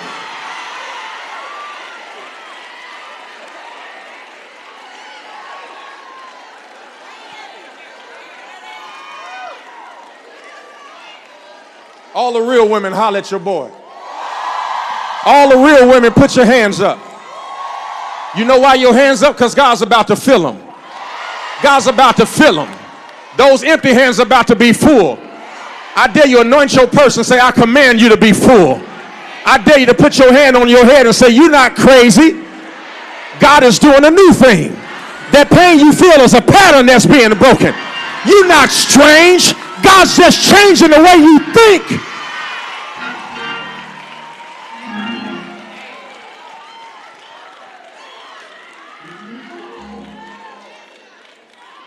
Lift up your heads, O ye gates, and be ye lifted up, ye everlasting door, and the King of glory shall come in. I got a sneaky suspicion he done came in the room. He came in the room. I'm telling you, something happened to that sister that's sitting next to you. She don't even feel the same way she came. Something is happening in her. I bet you, look at her, look at her, look at her, look at her, look at her. She about to start running, look at her. She about to start jumping, look at her. She about to start running, look at her. She just got her swag back, look at her. Touch her and say, when I move, you move just like that. Don't you let her jump by herself. If you sit next to somebody jumping, I dare you start jumping with them. I'm not going to let you jump by yourself. I'm not going to let you go through this by yourself.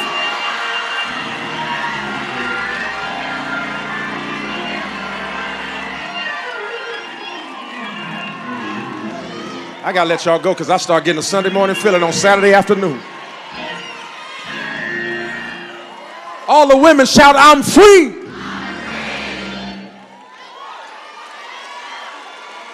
Free from what you think about me, free from what you said about me, free from what you wrote about me, free from what you posted about me.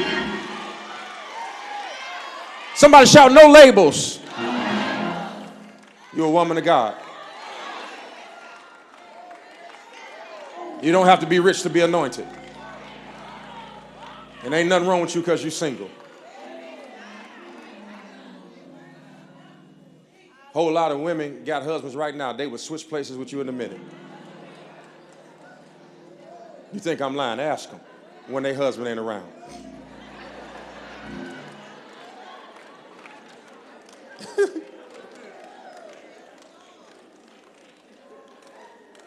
I got to get you strong because 70% of y'all are raising our sons. And if you're not ready up here,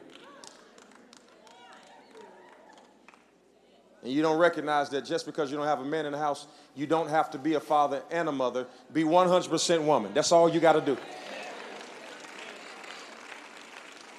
You don't have to be a father and a mother. Just be all woman. Just be all woman. God will send a man, a preacher, a mentor. He'll send a coach. Somebody will come.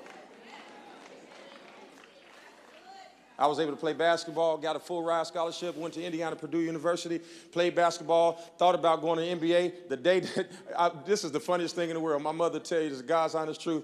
The Utah Jazz and the Chicago Bulls came to my game at Michigan State. They told me that we had an opportunity to go to NBA. I told my mama, I said, I'm going to buy you a house, and I told her I'm going to buy a car. I thought I was going. They asked me at 4 o'clock. Now, what y'all don't know is I was pastoring the church at the same time. I was in college, pastoring the church. Full-time pastor, full-time athlete, full-time student, all at the same time. 17 credit hours.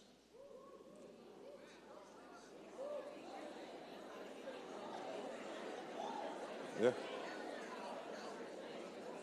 They came to me and said, because my coach used to let me leave, Coach Livingston used to play with the Bulls, they used to let me leave to go teach Sunday school and then come back to practice. The coach said, you're not going to be able to, at the next level, you can't go teach no Sunday school.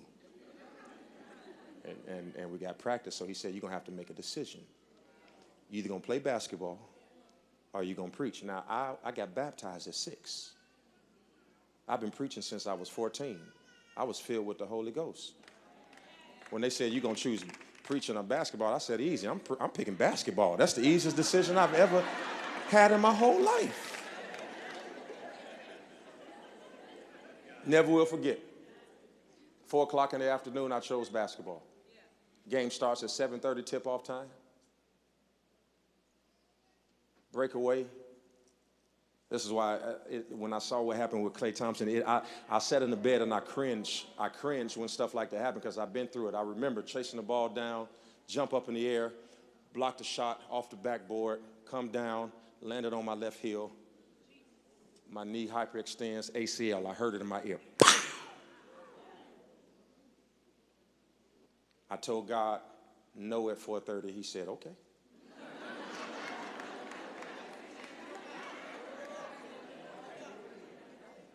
By 8:30 in the evening, they taking me out on the stretcher. I tore everything in this knee. Meniscus, ACL, everything. Gone. Now, I got a contract to release a book to talk about it. See?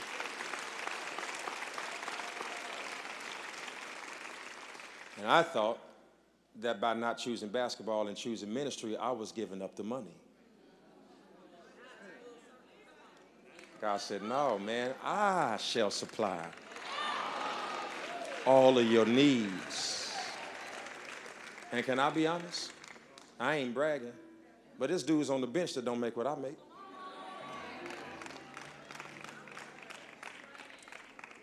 I mean, it's... And you think that because they play on the team that they got it like that. No. Some of those guys are killing, making $3, $4, $5, $6, $7, $800,000 a year. Now, if they keep doing that, the next contract, they're going to kill us all. But I'm saying right now, you're not going to lose because you gave God everything.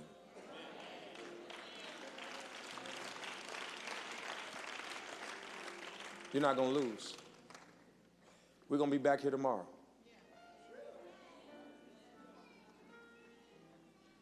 And we're going to continue to choose purpose. And we're going to continue to love each other. Get to know that person you said, that sister needs you, man. That dude needs you. Like, they ain't got it all together. Look at them. They 1 second away from crying right now, if they ain't already crying. Stand on your feet. Y'all done had a good last 2 days.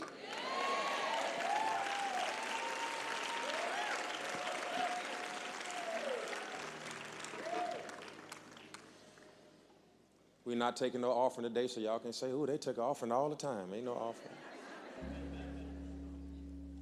Today, our stories was the offering. Give these ladies another hand.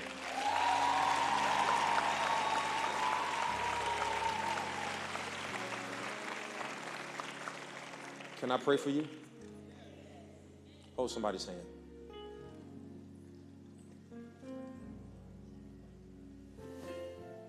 Just do me a favor. They need to hear this, and I know you've been talking to them. Just tell them, I'm not jealous of you. I celebrate you.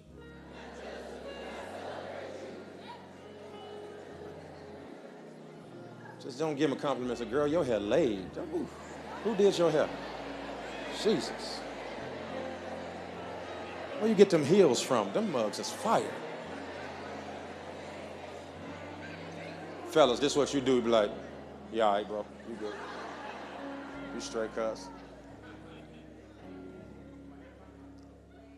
Lord God, I am so humbled by your power. You're amazing. And you do all things well. We carry so much in our hearts that we really don't trust our garbage with anyone. And somebody told us what goes on in the house, stay in the house, and so we just kept it all in. We didn't realize that we were not created to bear pressure. You even told us to cast our cares on you because you cared for us. So thank you for this weekend of release. That we get to lay it all down and we get to walk out of the door free, whether we're in our 60s or whether we're 6, who the Son has set free is free indeed. And God, we thank you that there are men and women in this place because you said in the last days you would pour your spirit out on all flesh, and that our young men would see visions, that our old men would prophesy. God, I speak a new formation and generation over every person who spent this weekend with us. That we will walk out of this place knowing that there is no condemnation to those who are in Christ Jesus. That every mistake that we've ever made, God, you're going to make something good out of a bad situation. We thank you, God, that today that Jasmine was able to speak with us, and we thank you that Shani was able to share with us, and we thank you that you set Monique free. I pray, God, right now that you would begin to surround her with those relationships that she's going to need to monetize this next offer. God, that because she was able to sleep on the mattress, you're about to bring her into a palace. One that she owns and operates. Give her double for her trouble. And there's some Moniques in the audience. They did not marry athletes. They are not famous. They married ordinary men, but they had supernatural issues. They wrestled against flesh and blood and principalities and wickedness in high places. But God, we thank you that you are a heavy load sharer. You're a burden bearer. You're the Prince of Peace and a bright and morning star. So God, we're going to leave this place with our heads held high, with our hearts lifted in praise. And God, we give you all glory. We give you all honor. And we give you all the praise. In Jesus' name we pray.